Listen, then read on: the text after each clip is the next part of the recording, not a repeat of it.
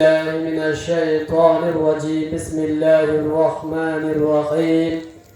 يا أيها الناس اتقوا ربكم الذي خلقكم من نفس واحدة وخلق منها زوجها وبث منهما رجالا كثيرا ونساء واتقوا الله الذي تساءلون به والأرحام إن الله كان عليكم رقيبا.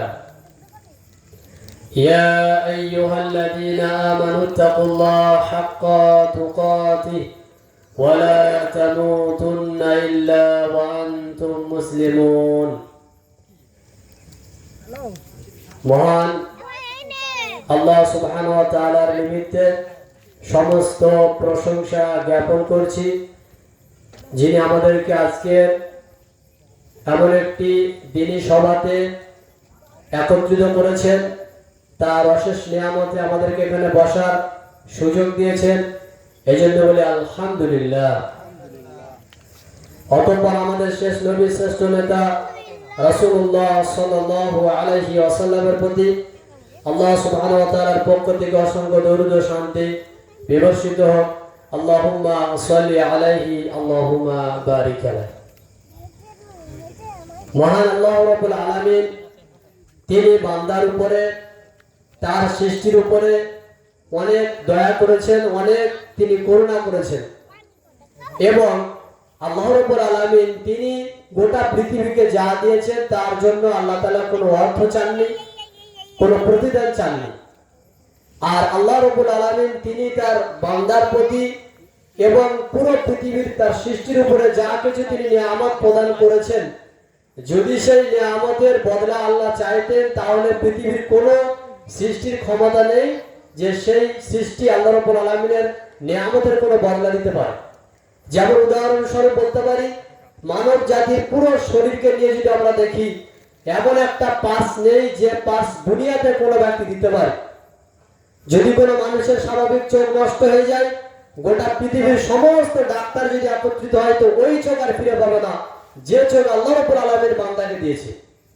যদি কোনো মানুষের কান নষ্ট হয়ে যায়, গোটা পৃথিবীর সমস্ত ডাক্তাররা যদি একত্রিত হয় তো ওই কান দিতে পারবে না যে কান ওই ব্যক্তি শুরু থেকে পেয়েছিল আল্লাহ রাব্বুল আলামিনের পক্ষ থেকে। যদি কোনো ব্যক্তির পা ভেঙে যায়, হাত ভেঙে যায়, তাহলে পৃথিবীর সমস্ত মানুষ যদি ওখানে ওই ব্যক্তিকে নিয়ে চিকিৎসা করে তাহলে ওই ব্যক্তির ওই পা দিতে পারবে না শুরু থেকে আল্লাহ রাব্বুল আলামিন তাকে যে পা দিয়েছিলেন। এটা হচ্ছে শুধু মানুষের বডি, অথচ সেখানে কিছুই নেই। আল্লাহ রাব্বুল আলামিনের দেওয়া চোখ, আল্লাহ রাব্বুল আলামিনের দেওয়া কান, আল্লাহ রাব্বুল আলামিনের দেওয়া মানুষের যে বডি, এই বডির যে দাম পুরো পৃথিবী বিক্রি করে যদি মানুষ দেয় এবং তার নিয়ামতের শুকরিয়া আদায় করার জন্য যদি সেই অর্থ আল্লাহকে প্রদান করে, তাও মানুষ তা কখনো পূরণ করতে পারবে না। তাহলে আমরা এখান থেকে বুঝলাম কি, যে আল্লাহ রাব্বুল আলামিনের যত নিয়ামত রয়েছে প্রত্যেকটা নিয়ামত এমন নিয়ামত যে নিয়ামত হচ্ছে অমূল্য, যার কোনো মূল্য হয় না এবং পৃথিবীর কোনো মানুষের সেই মূল্য দেওয়ার যোগ্যতা নেই, ক্ষমতা নেই, মানুষ অক্ষম। কিন্তু আল্লাহ রাব্বুল আলামিন এগুলো আমাদেরকে দিলেন ফ্রিতে, বিনা পয়সায়, বিনা কোনো চাহিদায়। আল্লাহ রাব্বুল আলামিন এগুলো আমাদেরকে কেন দিয়েছেন তার পিছনে কারণ রয়েছে, আর সেই কারণে আল্লাহ রাব্বুল আলামিন আমাদেরকে এগুলো দিয়েছেন।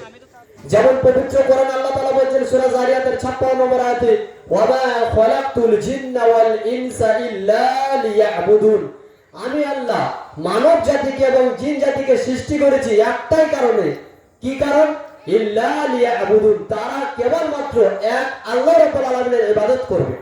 এটাই হচ্ছে মানুষকে সৃষ্টি করার আল্লাহর মুখ্য লক্ষ্য। পৃথিবীর সমস্ত সৃষ্টিকে সৃষ্টি করার আল্লাহর মুখ্য লক্ষ্য যে মানুষ আল্লাহর ইবাদত করবে, আল্লাহর সৃষ্টি আল্লাহর ইবাদত করবে। সেটা গাছ হতে পারে, পাহাড় হতে পারে, পর্বত হতে পারে, যা কিছু সবকিছু আল্লাহ তাআলা সৃষ্টি করেছেন তারা সকলে আল্লাহর আনুগত্যশীল, তারা সকলে আল্লাহর আনুগত্য প্রকাশ করে। করে না দুই শ্রেণীর জীব, করে না দুই শ্রেণীর প্রাণী, এক হচ্ছে মানব জাতি, দুই হচ্ছে জিন জাতি। কেন? তাদেরকে আল্লাহ রাব্বুল আলামিন ইচ্ছা শক্তি দিয়েছে। এই ইচ্ছা শক্তি দ্বারা আল্লাহ রাব্বুল আলামিন তাদেরকে পরীক্ষা করছেন যে তাদেরকে আমি আল্লাহ যা দিয়েছি এই পথ অনুযায়ী তারা চলে কিনা। আমি আল্লাহ তাদেরকে যা কিছু দিয়েছি তারপরে তারা যাতে করে পথ পায় তার জন্য আল্লাহ রাব্বুল আলামিন প্রত্যেকটা যুগে নবী এবং রাসূলদেরকে প্রেরণ করেছেন। যেমন সূরা নাহলের 36 নম্বর আয়াতে আল্লাহ রাব্বুল আলামিন তিনি উল্লেখ করেছেন, ওয়ালাকাদ বাআসনা ফি কুল্লি উম্মাতি রাসূলা আন ইবুদুল্লাহা ওয়াজতানিবুত তাগুত, যে আমি আল্লাহ প্রত্যেকটা নবীর প্রত্যেকটা জাতির নিকটে রাসূলদেরকে প্রেরণ করেছি। কেন? যাতে করে তারা আল্লাহর ইবাদত করে এবং শিরকে বর্জন করে।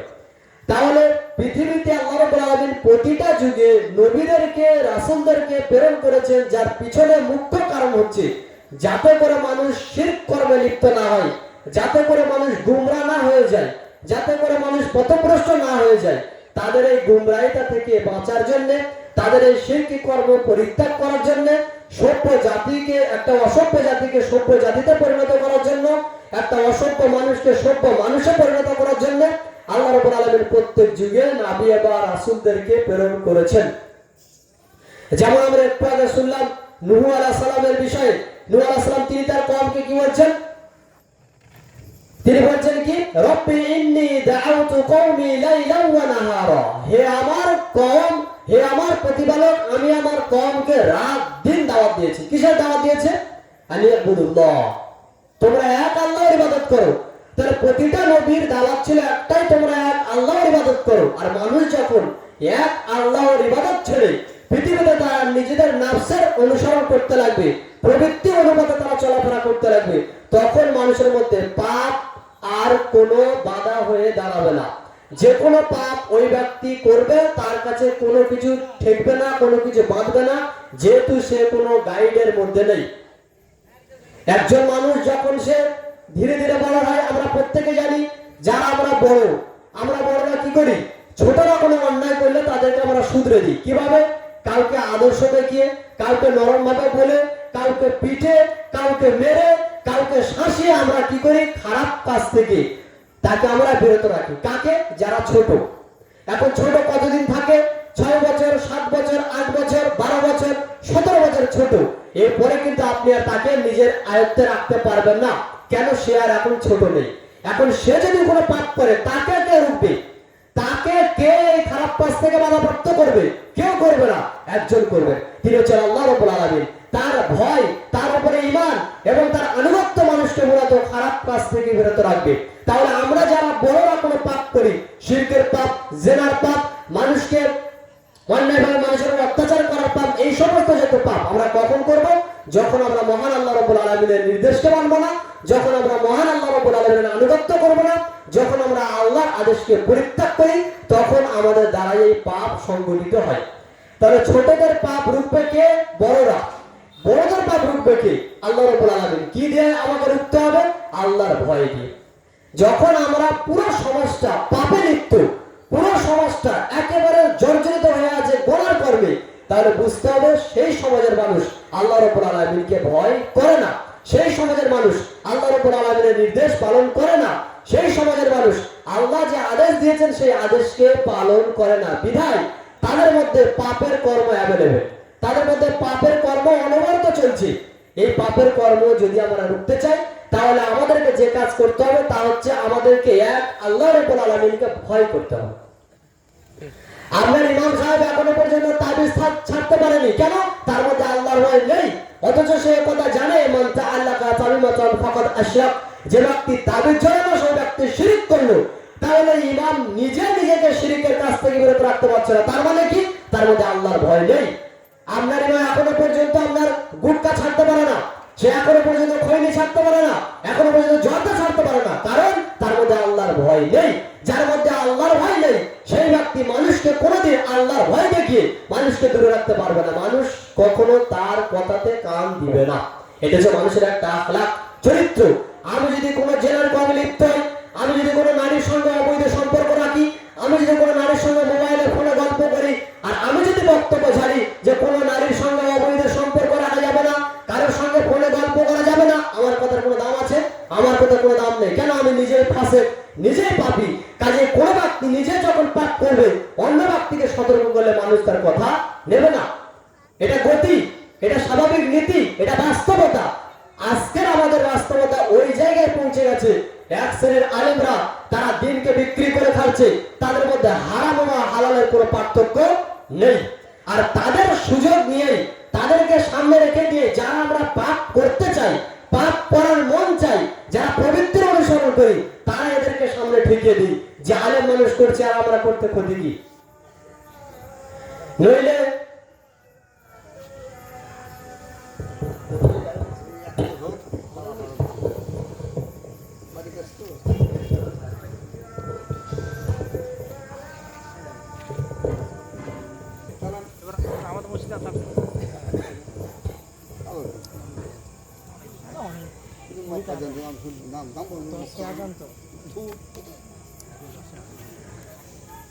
যে বিষয় বলছিলাম তা হচ্ছে যে আমরা কোনো পাপের কর্ম থেকে বাঁচতে গেলে, দূরে থাকতে গেলে উভয়কে আমাদের আল্লাহকে ভয় করতে হবে। আজকে আমাদের সমাজে একটা বড় রোগ দেখা যাচ্ছে, সেটা কি গার্জেন পক্ষের কোনো কথা সন্তান সন্ততি শোনে না। এটা খুব বড় প্রবলেম। আব্বা বলছে ছেলে আমার কথা শোনে না, আব্বা বলছে ছেলে আমার অবাধ্য। আব্বাকে জিজ্ঞেস করেন তো যে আপনার যে বড়, আপনি কি তার আনুগত্য করেন? কোনো উত্তর নেই। আব্বাকে জিজ্ঞেস করা আপনি কি আল্লাহর আনুগত্য করেন? না। তো আল্লাহ তো সবার বড়, তার আনুগত্য যখন আপনি করছেন না, তখন আপনি বড় হিসেবে আপনার ছেলে কি করে আপনার আনুগত্য করতে পারে? আর কোন মানবিকতার খাতিরে আপনি এই দাবি করতে পারেন যে ছেলে আমার কথা শোনার জন্য ছেলে বেয়াদব?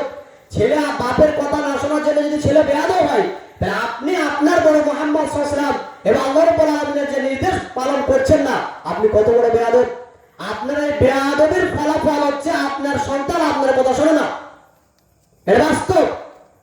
একটা শিক্ষক যখন সে ছাত্রদেরকে পরিচালনা করে, স্কুলে যখন ছাত্ররা থাকছে শিক্ষককে দেখে ভয় পায়। শিক্ষক যদি বলে এই গেট থেকে বাইরে বেরোনো যাবে না, সেই গেট থেকে বেরোবে না। ডান দিকে যেতে বলে ডান দিকে যায়, বাম দিকে যেতে বলে বাম দিকে যায়। ওই ছেলে বাড়িতে আসলেই বাপ যদি বলে ডান দিক থেকে যা, তো ছেলে বাম দিক থেকে যাবে। বাপ যদি বলে বাম দিক থেকে যা, ছেলে ডান দিক থেকে যাবে। দুদিকে অথচ স্কুল অথচ বাড়ি, স্কুল আর বাড়ি পার্থক্য কতটুকু? বেশি ব্যবধান নাই। শুনে না কেন? ওখানে একটা ব্যক্তিত্ব রয়েছে।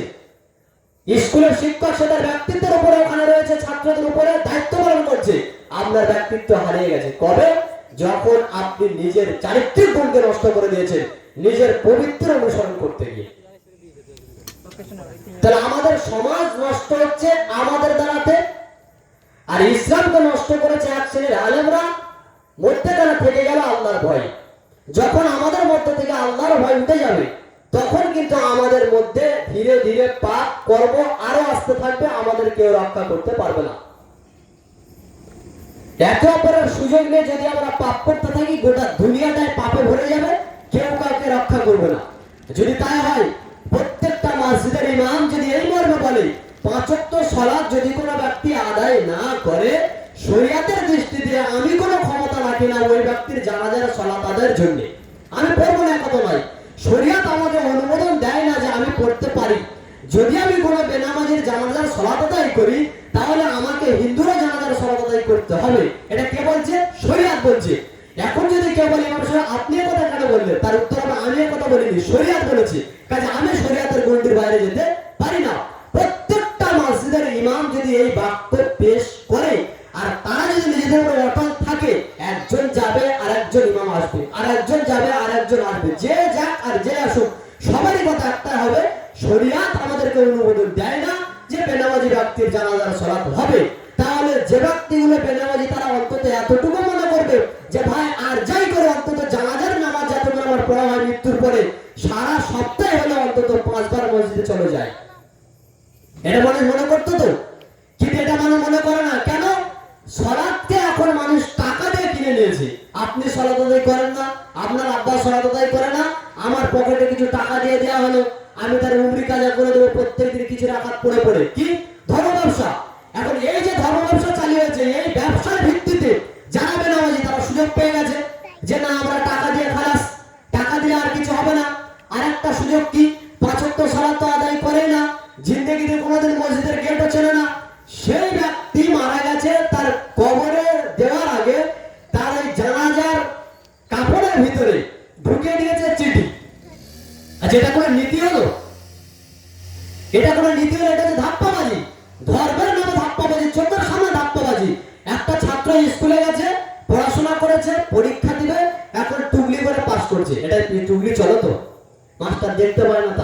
শিক্ষক বুঝতে পারে না তাই।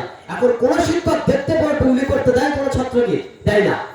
এবার আপনি বলেন, আপনার যে টুকলিটা নিয়ে গেছেন কাপড়ের ভিতরে করে, কি মনে করছেন ফেরেশতারা ওটা পড়বে? ফেরেশতারা বলে, বাবা তোমার কি এনেছো দেখি একটু কাগজপত্র, কি এনেছো না এনেছো। তো কাগজপত্র বের করে দিয়ে দিলে ফেরেশতা তোমার মধ্যে যাও তুমি খালাস। অত সহজ নয়। ফেরেশতা তো পড়ার জন্য আসবে না, ফেরেশতা তোমার চিঠি দেওয়ার জন্য আসবে না। ফেরেশতারা এসে তাকে তুলে বসাবে, বসিয়ে বলবে মান রব্বুক, তোমার রব কে? বান্দা যদি বলতে পারো তো বলো, না বললে বান্দার বিচার হবে সেখানে। সেখানে আপনাকে তাকে দেখতে হবে না। তাহলে চিঠির কথা কিভাবে চলে এলো? যারাই চিঠি দিয়েছে, যারা তার ভিতরে চিঠি দেওয়ার জন্য পদ্ধতি চালু করেছে, কিয়ামতের মাঠে সব কটাকে জবাব দিতে হবে। কেন? এটা ধাপ্পাবাজি করেছে, চিটিংবাজি করেছে, জোট চুরি করেছে। কিসের ভিত্তিতে?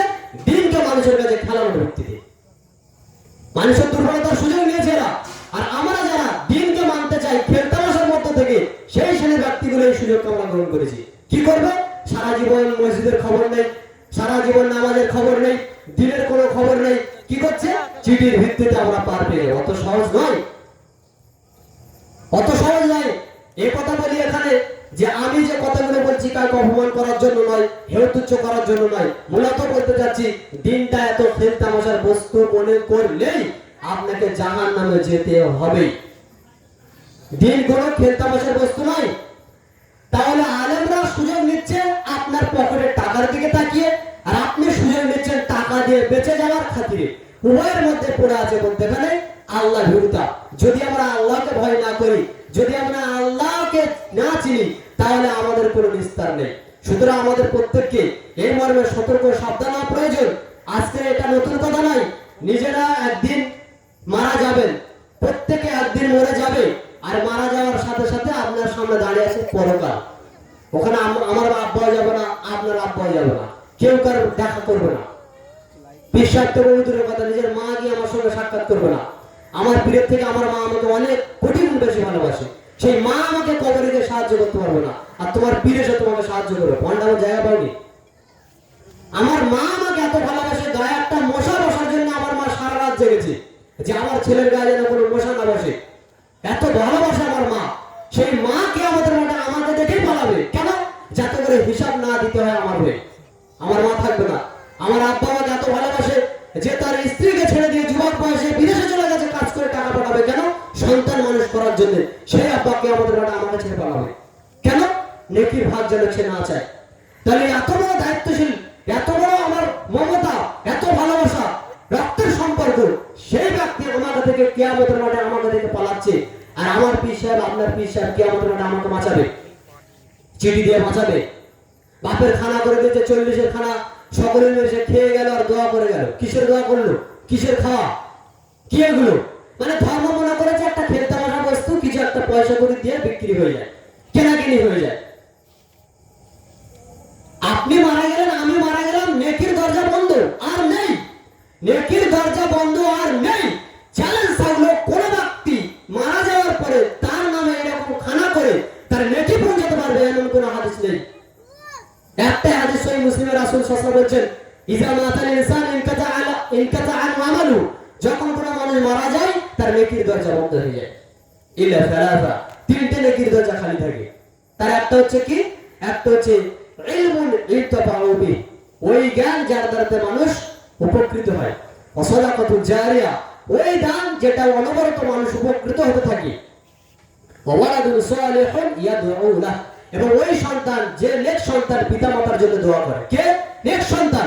সন্তান যদি বাবা-মার জন্য দোয়া করে তো ওটা কাজে লাগবে। হুজুর সাহেবকে ডেকে এনে, পীর সাহেবকে ডেকে এনে, ইমাম সাহেবকে ডেকে এনে হাজার কেন কোটি টাকা যদি পকেটে গুঁজে দেন, ওই পরিমাণের নেকি পাওয়ার থাকবে না। যে ছেলে নেকি দোয়া করলে যে নেকি, ছেলে নেকি ছেলে দোয়া করলে যে ফায়দা হয়, হবে না। মানুষ হাদিসের মর্ম বুঝে না, মানুষ ইসলামের মর্ম বুঝে না, রাসূলের বাক্যর মর্ম বুঝে না।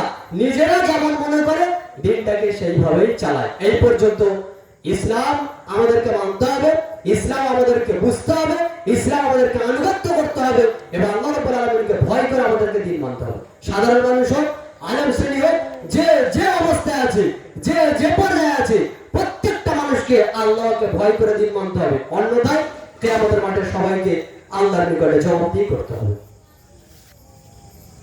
আলোচনার বিষয় এবার আমরা আসি বর্তমান সমাজ বর্তমান অবস্থান আমরা উল্লেখ করতে চাই। তা হচ্ছে আজকের সমাজের পরিস্থিতি, আজকের পারিবারিক পরিস্থিতি, আজকের সন্তান সন্ততিদের অবস্থান, সন্তান সন্ততিদের পরিস্থিতি খুবই জঘন্য পর্যায়ে। এর কারণ কি? এর কারণ হচ্ছে আমাদের পারিবারিক পরিস্থিতি, পারিবারিক আমাদের নীতিমালা সঠিক নেই। পরিবারের নীতি যখন সঠিক না থাকবে, পরিবারের নীতি যখন ঠিক না থাকবে, তখন এই পরিবার থেকে আদর্শ কিছু আশা করা যায় না। সন্তান আদর্শ হবে না, পরিবেশ আদর্শ হবে না, মানুষের চলাফেরা আদর্শ হবে না। আর এরাই যখন আস্তে আস্তে বড় হবে, তখন চায়ের দোকানে এরাই আড্ডা মারবে, আর এই চায়ের দোকানের পরিবেশ এরাই করবে জঘন্য। এরা যখন রেল লাইনের উপরে আড্ডা পিটবে, তখন এদের রেল লাইনের পরিবেশটা হবে জঘন্য।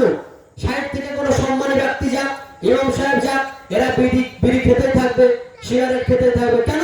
এদের মধ্যে সেই মানবিকতা বোধ নেই, এদের মধ্যে সেই লজ্জা বোধ নেই, এদের মধ্যে সেই আদর্শ বোধ নেই, এদের মধ্যে সেই জ্ঞান নেই যে জ্ঞান দ্বারা তারা মানুষকে সম্মান করবে। তারা যে পরিবার থেকে উঠে আসছে, সেই পরিবারের প্রথমত যেটা বড় কারণ, তা হচ্ছে তারা আদর্শ পরিবার পায়নি, এবং যারা তাদেরকে বড় করেছে তারা তাদেরকে আদর্শ শিক্ষা দ্বারা বড় করেনি। তাহলে আমাদের শুরুতে কি করতে হবে সমাজকে সুন্দর করার জন্য? রাসূলুল্লাহ সাল্লাল্লাহু আলাইহি ওয়াসাল্লামের ভাষায় আমরা ফিরে যাই। সহিহ বুখারীর মধ্যে উল্লেখ করা যে 5090 নম্বর হাদিস, আবু হুরায়রা রাদিয়াল্লাহু আনহু তিনি বলেন, রাসূলুল্লাহ সাল্লাল্লাহু আলাইহি ওয়াসাল্লাম তিনি বলেছেন, তুনকাহুল মারআতু লিআরবা। তোমরা পরিবারকে সুন্দর করতে চাও, পরিবার তৈরি করতে চাও, পরিবার তৈরি করার জন্য সূচনা হচ্ছে বিবাহ থেকে, বিয়ে করা থেকে।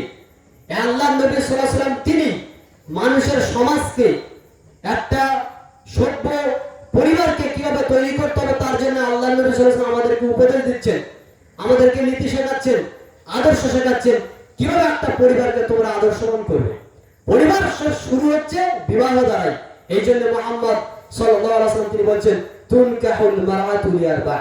তোমরা যারা বিবাহ করো মহিলাদেরকে, সাধারণত মহিলাদেরকে বিবাহ করার জন্য 4টে গুণ দেখা হয়: লিমালিহা ওয়া লিহাসাবিহা ওয়া লিজামালিহা ওয়া লিদীনিহা। আল্লাহ নবী সাল্লাল্লাহু আলাইহি ওয়াসাল্লাম তিনি বলেছেন, যখন মানুষ বিবাহ করে তখন মূলত মানুষ 4টে বিশেষ করে জিনিস লক্ষ্য করে। প্রথম হচ্ছে লিমালিহা, মানুষ মাল দেখে, অর্থ সম্পদ দেখে। যাকে বিবাহ করছি তার বাপের টাকা আছে কিনা, বিয়ে করলে ব্যাংক ব্যালেন্স পাওয়া যাবে কিনা, দুটো বাইক কি একটা বাইক হবে কিনা, খাট দেবে কিনা, ঘর তৈরি করে রেখে দিয়েছে, জানলা লাগায়নি, ছেলের বিয়ে দেবে, বাপের নিয়ে গেল, মেয়ের বাপ এসে দেখবে জানলা লাগায়নি, তার মানে জানলার অর্ডার দেবে কে? মেয়ের বাপ। তো তার টাকা আছে কিনা, ঘরে জানলা দরজা লাগিয়ে দিতে পারবে কিনা, এটা হচ্ছে নিয়ত। তো আল্লাহ রাসূল বলেন, যখন তোমাদের কেউ বিবাহ করে তখন 4টে জিনিস দেখে। 1 নম্বর কি? লিমালিহা, মেয়ের বাপের মাল দেখে। 2 লিহাসাবিহা, তার বংশ দেখে, যে পরিবারের মেয়েকে বিয়ে করছি সেই পরিবারের মেয়ে ভালো কিনা, তাদের বংশ ভালো কিনা, এটা দেখে। 3 ওয়াল জামালিহা, মেয়ের সৌন্দর্য দেখে। তাহলে কি কি মানুষ দেখে? টাকা পয়সা দেখে, অর্থ সম্পদ আছে কিনা, কিছু পাওয়া যাবে কিনা। 2 তার বংশ মর্যাদা কেমন, ভালো বংশের মেয়ে কিনা। 3 তাকে দেখতে সুন্দর কিনা, এটা মানুষ দেখে। 4 নম্বর আসছে ওয়ালিদিনিহা, তার দিনদারিতা মানুষ দেখে। রাসূল সাল্লাল্লাহু আলাইহি ওয়াসাল্লাম 4টে উল্লেখ করার পরে বলেন, ফাযফার বিযাতিদ দ্বীন, তোমরা দ্বীনী মহিলাকে বেশি প্রাধান্য দাও বিবাহ করার ক্ষেত্রে। তরিবাত ইয়াদা, তোমার দুটো হাত ধুলোয় লুণ্ঠিত হোক। এই বাক্য শেষের বাক্য, তোমার দুটো হাত ধুলোয় লুণ্ঠিত হোক, এটা হচ্ছে রাসূল সাল্লাল্লাহু আলাইহি ওয়াসাল্লাম তিনি সাহাবাদেরকে বলেছেন। এটা আরবের একটা প্রবাদ, মানুষকে আদর করে কোনো কথা বলার জন্য, এই কাজ করলে তোমার উপরে আল্লাহ নারাজ হোক, তোমার হাত ধুলোয় লুণ্ঠিত হোক, এমন বাক্য পেশ করা হয়। তো আল্লাহ নবী সাল্লাল্লাহু আলাইহি ওয়াসাল্লাম তিনি বিবাহ করার জন্য উপদেশ দিতে গিয়ে বলছেন, মানুষ দেখে 4টে জিনিস। 1 তার মাল দেখে, 2 তার বংশ মর্যাদা দেখে, 3 তার সৌন্দর্য দেখে, 4 তার দিনদারিতা দেখে। বলে আল্লাহ রাসূল বলেন, ফাযফার বিযাতিদ দ্বীন, তোমরা দ্বীনী মেয়েকে বিয়ে করো। এখন এখানে আল্লাহ রাসূল সাল্লাল্লাহু আলাইহি ওয়াসাল্লাম দ্বীনী মেয়ের কথা কেন বললেন? এই জন্য বললেন, একজন মহিলা যখন সে বিবাহিত হয়ে আসবে, সে তার স্বামীর আনুগত্য করবে কিনা কিসের উপর নির্ভর করবে? আল্লাহকে ভয় করবে করে। আল্লাহ যে দিনকে বুঝে। শ্বশুরের আনুগত্য কে করবে? যে মহিলা দিনদার মহিলা, সেই মহিলা শ্বশুরের আনুগত্য করবে। কেন? সে আল্লাহকে ভয় করে। শাশুড়ির কথা শুনবে কেন?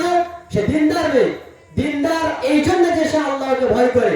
আল্লাহকে ভয় করলে সে শ্বশুরের আনুগত্য করবে, আল্লাহকে ভয় করলে সে স্বামীর আনুগত্য করবে, আল্লাহকে ভয় করলে সে শাশুড়ির আনুগত্য করবে, আল্লাহকে ভয় করলে সে মানুষের সঙ্গে সুন্দর আচরণ করবে। কোন মহিলা? দিনদার মহিলা। আর যদি তুমি সৌন্দর্যটাকে বিয়ে করো, পৃথিবীতে হাজার হাজার প্রমাণ রয়েছে যারা আজকের বিয়ে করেছে 2 সপ্তাহ পরে অন্যজনের সঙ্গে বের হয়ে গেছে। প্রমাণ নেই? গ্রামেগঞ্জে অ্যাভেলেবল প্রমাণ। সুন্দরী মহিলাকে দেখে বিয়ে করে নিয়েছে, টকটকে ঝকঝকে দেখতে সুন্দর, একেবারে কমলা লেবুর মতো আমার স্ত্রী। দেখা যাচ্ছে স্ত্রী স্বামীকে সময় না দিয়ে গ্রামের দেওয়ারদের সঙ্গে সময় দেয়, তারপরে 2 দিন পরে দেখা যাচ্ছে বলছে আমার বউ আমার বাড়িতে নেই। কোথায় চলে গেছে? বলছে বেড়াতে গেছে অন্য পুরুষের সঙ্গে। কি দেখে বিয়ে করেছিলাম? সৌন্দর্য থেকে বিয়ে করেছিলাম। সৌন্দর্য আছে? নেই। 2 সন্তানের পরে, 3টে সন্তানের পরে, 5 বছর তার সঙ্গে সংসার করার পরে সৌন্দর্য তোমার আর চোখে লাগবে না। তোমাকে যেটা নিয়ে থাকতে হবে তার আচরণ, তার আখলাক, তার চলাফেরা নিয়ে তোমাকে থাকতে হবে। সুতরাং আজীবন তার চলাফেরা থাকবে, তার আখলাক, তার চরিত্র নিয়ে তোমাকে চলতে হবে। সৌন্দর্য বেশি দিন থাকবে না। যদি মানের দিকে দেখি তাহলে এখন কত দেখবেন মহিলাকে বিবাহ করে এনেছেন, বাপের টাকা পয়সা ছিল, আমার আব্বার টাকা পয়সা নেই, আমার আব্বাকে দেখতে পারে না। কেন? আমার আব্বা গরিব বলে। আমার মার সেবা শুশ্রূষা করবে, ওই মহিলার সেবা শুশ্রূষা করতে ঘৃণা লাগে, বলছে তোমার মা গরিব, তোমার বাপ গরিব, তোমার মাকে বাপকে সেবা করার জন্য আমি আসিনি, আমি বড় লোক করেন মেয়ে। সুতরাং তুমি যদি থাকতে চাও তো আমার সঙ্গে আলাদা ঘরে চলো, নইলে তোমার আব্বা মার সঙ্গে থাকবে না। টাকা আছে ভাই, টাকা শান্তি দিয়েছে, এই টাকা শান্তি আপনাকে দেবে না, মা আপনাকে শান্তি দেবে না। কত প্রমাণ আছে সংসার হয়েছে টাকার জন্য। তারা বলছে আমার বড় বাড়ির মেয়ে আমি, আমি তোমার কথা শুনবো না। যারা চাকরিজীবী, স্বামী চাকরি করে, স্ত্রী চাকরি করে, তারা বাইরে সমাজকে দেখা যায় আমরা চাকরিজীবী, টাকা ও উপার্জন করা লোক। কিন্তু দেখবেন অধিকাংশ চাকরিজীবী লোকেদের স্বামী স্ত্রীর মধ্যে মনোমালিন্য। কেন? স্বামী স্ত্রীকে পচে না, স্ত্রী স্বামীকে পচে না। মানে কেউ কারো ধার ধারে না। কেন? ওর গাবিটে চলে, এর গাবিটে চলে, উভয় স্বাবলম্বী, উভয় ইনকামকারী, কেউ কাউকে মানে না। সুতরাং টাকা থেকে যদি কেউ বিয়ে করে তার বিপদ আছে। এই জন্য আল্লাহ রাসূল বলছেন মানুষ টাকা দেখে তোমরা, আমি আল্লাহ রাসূল বলছি তোমরা টাকাকে দেখো না। মানুষ সৌন্দর্য দেখে তোমরা, আমি আল্লাহ রাসূল বলছি তোমরা সৌন্দর্য দেখো না। কি দেখবে তোমরা? দিনদার মহিলার প্রতি তোমরা নজর দাও, দিনদার মহিলাকে তোমরা বিবাহ করো। আজকে আমাদের সমাজে এভেলেবেল দেখতে পাই যে বিবাহ করার ঠিক 1 মাস পরে দেখা যাচ্ছে স্ত্রী স্বামীকে বলছে যে তোমার মায়ের সঙ্গে আমি থাকবো না, তোমার শ্বশুরকে, তোমার আব্বাকে আমার পছন্দ হয়। কেন পছন্দ হয় না? না আমার ভালো লাগে না। ঠিক 1 মাস পরে। এখন এই রোগ কেন শুরু হয়েছে বলতে পারেন? এই রোগ শুরু হয়েছে তার পরিবার থেকে। সে যে পরিবার থেকে উঠে আসছে তার মা তাকে বুঝিয়েছে, শোনো যে বাড়িতে যাও কখনো কোনোদিন স্বামীর আনুগত্য, কখনো কোনোদিন শ্বশুরের আনুগত্য করবে না, যত করবে তত কাজ করতে হবে। কখনো তুমি শাশুড়ির মতো চলবে না। কেন? যত সংসারের কাজ করবে শাশুড়ি আরো করতে বলবে। এখন সব মা যদি তার মেয়েদেরকে এইভাবে বোঝায়, তাই ওই বাড়ির ছেলে তো রয়েছে, ওই মহিলার তো ছেলে রয়েছে, তার ছেলে যখন বিয়ে করে কোনো বউ আনবে, তার মা যদি তাকে এভাবে বুঝিয়ে দেয় যে শাশুড়ির কথা শুনো না, তুমি যে তোমার স্বামীকে গলা জড়িয়ে থেকো, তোমার স্বামী যা বলে তাই করো, প্রয়োজনে স্বামীকে ওষুধ খাইয়ে তোমার দিকে ঘুরিয়ে রেখে দিও, সংসার চলবে? সংসার চলবে না। তাহলে আজকে আমাদের সমাজ নষ্ট হচ্ছে কিভাবে? এইভাবে। আমরা জানি যে এটা আমাদের পারিবারিক বিষয়, এটা আমাদের এমনি সংসারের ব্যাপার, এই বিষয়ে হাদিস কোরআন কি বলবে না? এই বিষয়ে হাদিস কোরআন আছে, রাসূল সাল্লাল্লাহু আলাইহি ওয়াসাল্লাম বলেছেন এই মর্মে যে তোমরা দিনদার মহিলাকে বিবাহ করো। এখন তো আপনি বিবাহ করে ফেলেছেন, এখন আপনার কাজ কি? আপনার কাজ হচ্ছে আপনার স্ত্রীকে গিয়ে আল্লাহর ভয় দেখানো, যে আল্লাহকে ভয় করো তো, জাহান্নামের ভয় করো তো, কয়েকদিনের জন্য যে কদিন বেঁচে আছো অন্তত সবার সাথে ভালো ব্যবহার করে, ভালো আচরণ করে দুনিয়া থেকে বিদায় হও।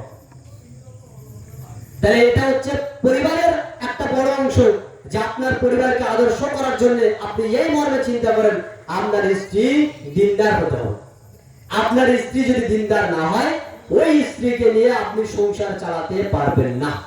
যদি আপনি চালান, আপনার জীবনে অশান্তি রয়েছে।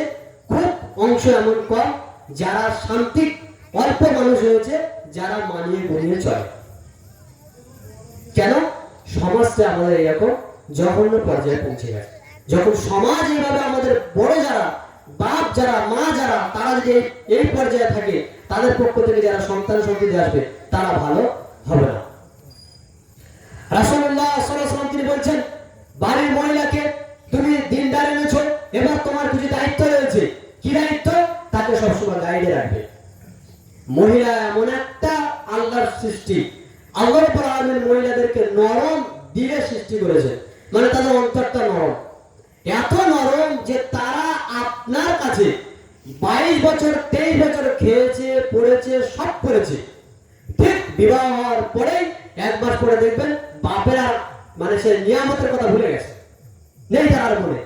কয়েকদিন বাপের ঘাড়ে খেয়েছে, 22 বছর 23 বছর 19 বছর, বাপ বিবাহ দেওয়ার পরে পরে 1 মাস পরে আর বাপের নিয়ামতের কথা মনে নেই। তখন যদি বাপের কাছ থেকে কিছু চেয়ে না পাই, তখন বলছে যে তোমার কাছে কবে এসে পেয়েছি, সব সময় তো বলো তুমি নেই। এটা আব্বার সঙ্গে মেয়ের কথা। কতদিন তাকে দেখেছে? 23 বছর 22 বছর, সব ভুলে গেছে। দেখেন না গ্রামে গঞ্জে যারা হকার আসে, ওই প্লাস্টিকের বোতল, প্লাস্টিকের বাটি, প্লাস্টিকের চুবড়ি বিক্রি করতে আসে, কটার সময় আসে বলতে গ্রামে? এরা ঠিক 11:30টায় আসবে, ঠিক 11টা 11:30টায় ঢুকবে আর বেরিয়ে যাবে ঠিক 1টার সময়। কেন বলুন তো? এরা ভালো করে জানে এই সময় বাড়িতে পুরুষ লোক থাকে না, পুরুষ লোকরা বাইরে কাজে গেছে। যত হোকার এই সময় ঢুকবে বাড়িতে।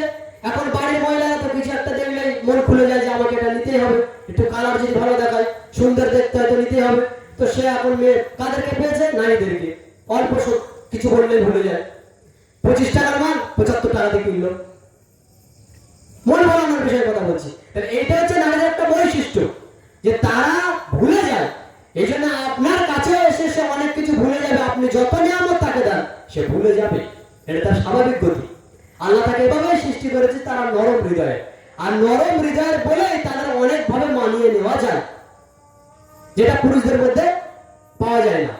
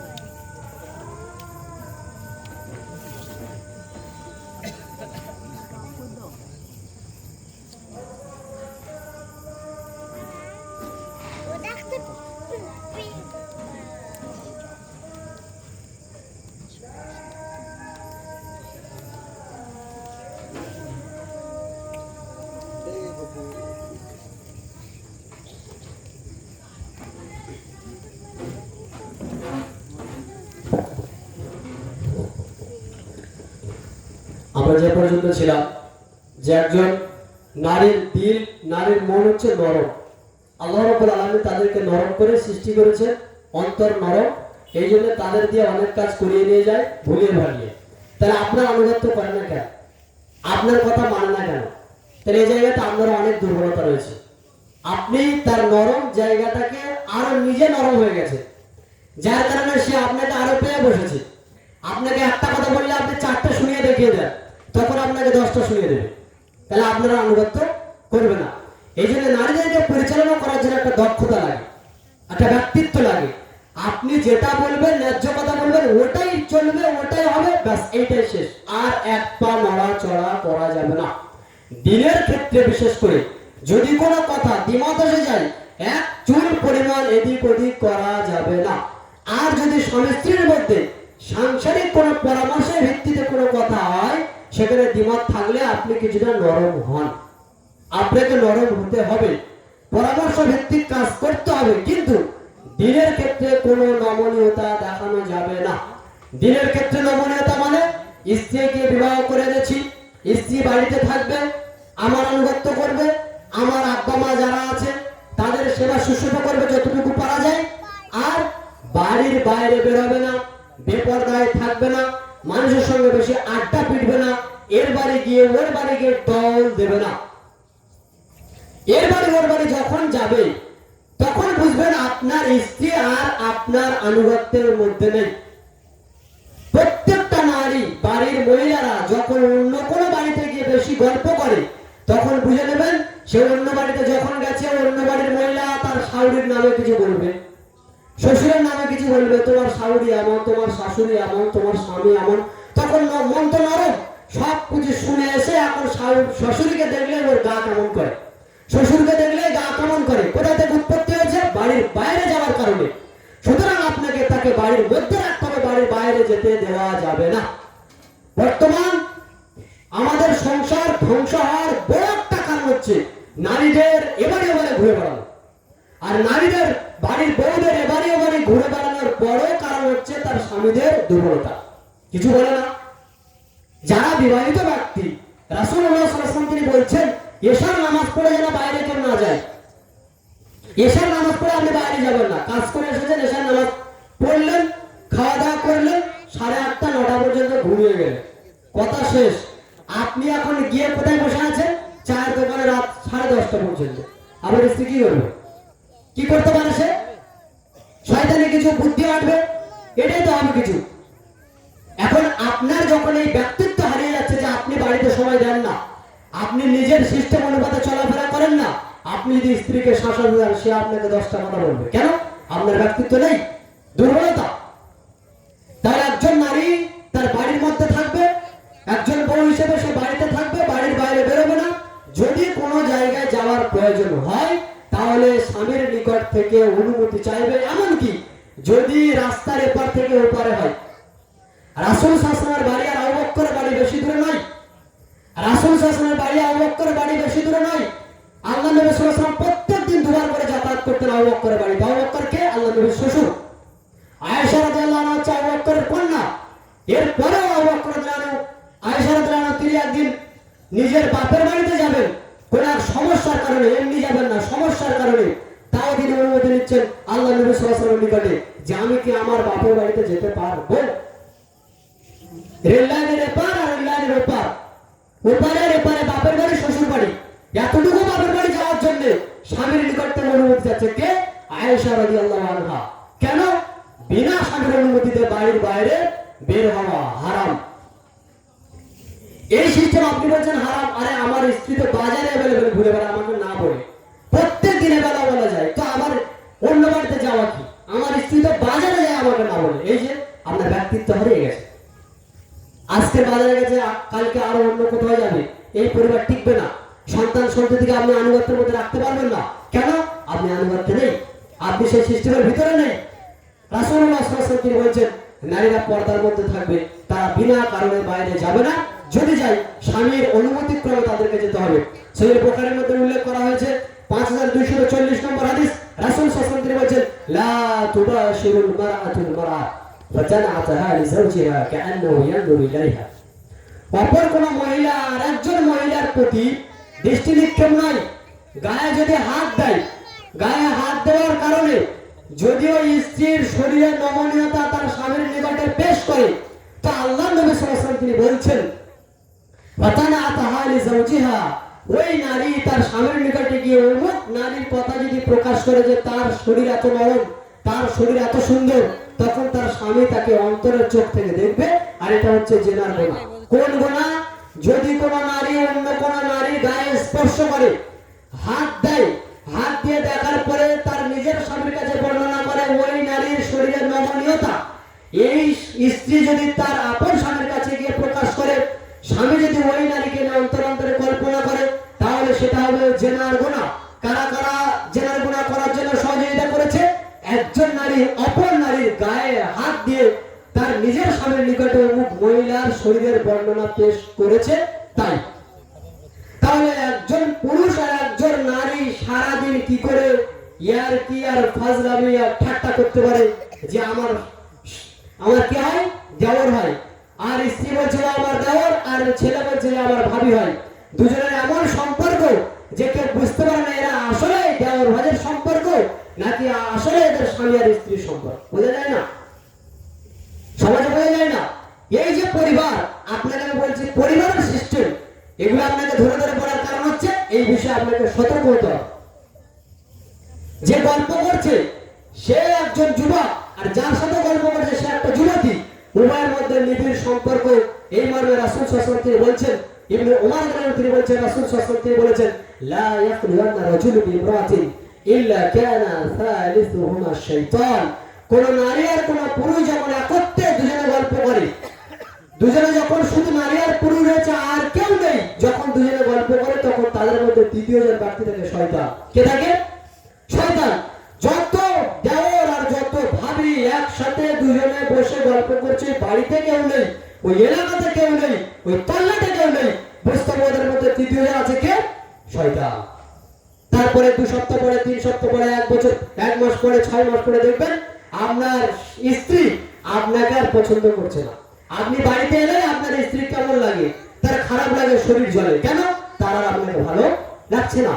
কেন ভালো লাগবে? এই যে ব্যক্তিত্ব হারিয়ে ফেলেছেন, নিজে গেছেন বাইরে আর স্ত্রীকে ঠেকে গেছেন দেওরের কাছে। সংসার হবে?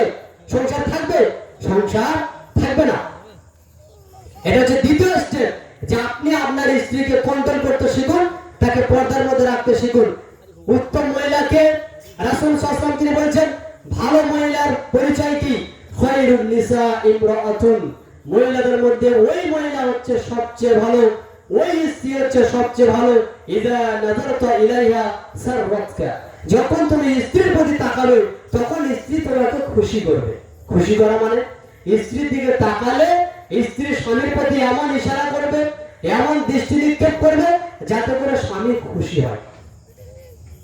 আপনার স্ত্রী, আমার বাড়ির স্ত্রী, অন্যের বাড়ির স্ত্রীগুলো কি করে? যখন বাজারে যায় তখন তাদের সাজাগুজো কে দেখে?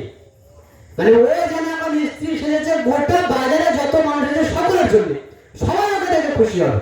কিন্তু যখন বাইরে থেকে স্বামী আসছে তখন যে পোশাকে ছিল ওই পোশাকে আছে, না তার পরিবর্তন, না তার পরিষ্কার পরিচ্ছন্নতা, তার শরীরের মধ্যে এমন কিছু নেই যেটা দেখে স্বামীর অন্তর তৃপ্তি হয়। একটা স্বামী যখন বাইরে থেকে আসে প্রত্যেকটা স্বামী মনে করে যে আমার স্ত্রীকে যেন আমি দেখে খুশি হই, সব স্বামী মনে করে। তাহলে স্ত্রীকে কেমন হওয়া উচিত? যে আমার স্বামী আমার জন্য ইনকাম করতে গেছে, আমার জন্য টাকা পাঠায়, আমার জন্য কাপড় কিনে দেয়, আমার জন্য সাজুগুজুর বস্তু কিনে দেয়, তাহলে এগুলো আমাকে সেজে খুশি করতে হবে কাকে? আমার স্বামীকে। একজন নারী সাজুগুজু করবে, একজন নারী সৌন্দর্যতা গ্রহণ করবে শুধুমাত্র তার স্বামীকে খুশি করার জন্য, আর বাকি গোটা দুনিয়ার মানুষকে খুশি করার জন্য যদি সেজে বুঝে বাইরে বেরোয় তার জন্য হারাম। শুধু হারাম নয়, ওই নারী হচ্ছে জেনাকারিনী। কেন? মানুষ দেখে তাকে খুশি হয়েছে, সে যে পাপ করেছে, জেনার পাপ করেছে।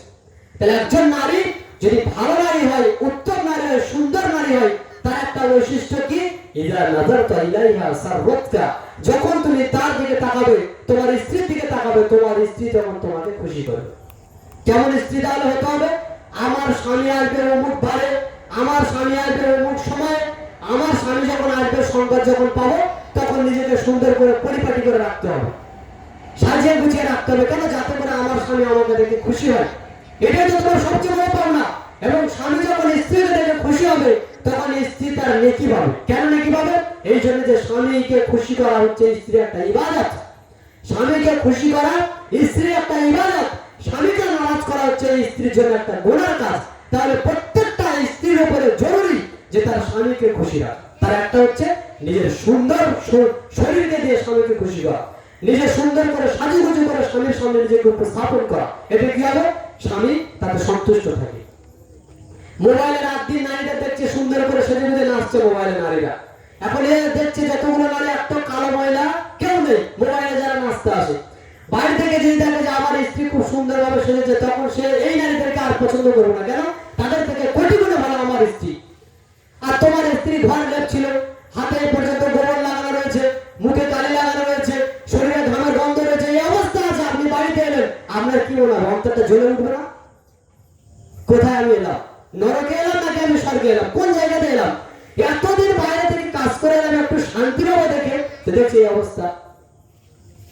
এটা কিন্তু অনেকে ভাববে যে তেমন কোনো বিষয় না, কিন্তু না, এটা স্বামী স্ত্রী দুজনের সংসারের ক্ষেত্রে, দাম্পত্য জীবনের ক্ষেত্রে অত্যন্ত গুরুত্বপূর্ণ বিষয় যে স্ত্রী তার স্বামীকে খুশি করার জন্য নিজে সেজে থাকবে, বিশেষ করে স্বামী যখন বাইরে থেকে আসবে। দ্বিতীয় নম্বর, ওয়াইদা আবার তাহা আতআতকা, যখন তুমি তোমার স্ত্রীকে আদেশ করবে তখন সে তোমার আদেশকে পালন করবে। এটা কার কাজ? ভালো মহিলার কাজ, ভালো স্ত্রীর কাজ। তাহলে যে স্ত্রীগুলো তার স্বামীর অবাধ্য, যে স্ত্রীগুলো স্বামীর কথা শুনে না, তারা মূলত ভালো নারী নয়। ভালো নারীর কাজ কি? আব্বার কথা শোনা। ভালো মেয়ের কাজ কি? মায়ের কথা শোনা। ভালো স্ত্রীর কাজ কি? স্বামীর কথা শোনা। এখানে একটা গুরুত্বপূর্ণ কথা বলি, তা হচ্ছে একজন নারীর যখন বিবাহ হয়ে যায়, ওই নারী তার পিতামাতা যদি কোনো আদেশ করে আর স্বামী যদি ঠিক তার উল্টো আদেশ করে, তাহলে ওই নারী তার পিতামাতার আদেশ মানতে বাধ্য নয়, তাকে তার স্বামীর আদেশ পালন করতে হবে। পিতামাতার আদেশ যদি এই মতাবস্থায় এই নারী না পালন করে স্বামীর আদেশ পালন করে, তাহলে সে নেকি পাবে, পিতামাতার অবাধ্যতার কারণে গুনাহগারী হবে না। কেন গুনাহগারী হবে না? বিবাহের পরে একজন নারীর যে গার্জেন, তিনি হচ্ছেন তার স্বামী, বাপ মার চেয়েও বড় গার্জেন। পিতামাতাকে জিজ্ঞেস করে কোথায় যেতে হবে না, স্বামীকে জিজ্ঞাসা করতে হবে অমুক জায়গায় যেতে পারবো কিনা। তাহলে একজন ভালো নারীর কাজ কি? স্বামীর আনুগত্য করা। ভালো স্ত্রীর কাজ কি? স্বামীর আনুগত্য করা। স্বামী যা বলবে পদে পদে ওটাকেই মানতে হবে। কেন মানবো? আমি আল্লাহকে ভয় করি। কেন মানবো? আমি ভালো মহিলা। কেন মানবো? আমি একটা আদর্শ মহিলা, এই জন্য আমি আমার স্বামীর আনুগত্য করব। তাহলে আমার আপনার যারা রয়েছে স্ত্রী হিসেবে, তাদের সকলকে আপনি বিচার করবেন তারা ভালো কিভাবে। আপনার আনুগত্য যদি তারা করে, বুঝে দেবেন তারা ভালো। আর যে নারীগুলো মনে করে যে আমরা স্ত্রী হিসেবে ভালো হতে চাই, তাদের উচিত তাদের স্বামীর আনুগত্য করা। তৃতীয় নম্বর আল্লাহ রাসূল বলেছেন খুব গুরুত্বপূর্ণ বৈশিষ্ট্য কি? ইযা গিবতা আনহা, যখন তুমি বাড়িতে থাকবে না, যখন তুমি অনুপস্থিত থাকবে বাড়ি থেকে, হাফিজাতকা ফি নাফসিহা ওয়া মালিক, সে তখন তোমার বস্তুকে আবদ্ধ রাখবে, গচ্ছিত রাখবে, তোমার বস্তুকে আমানত সহ সে গুছিয়ে রেখে দেবে, নষ্ট করবে না। নিজের মালকেও নয় এবং নিজেকেও নয়। নিজেকে না মানে আপনার স্ত্রীর স্বামী বাড়িতে নেই, স্ত্রীকে বাড়িতে কিভাবে থাকতে হবে?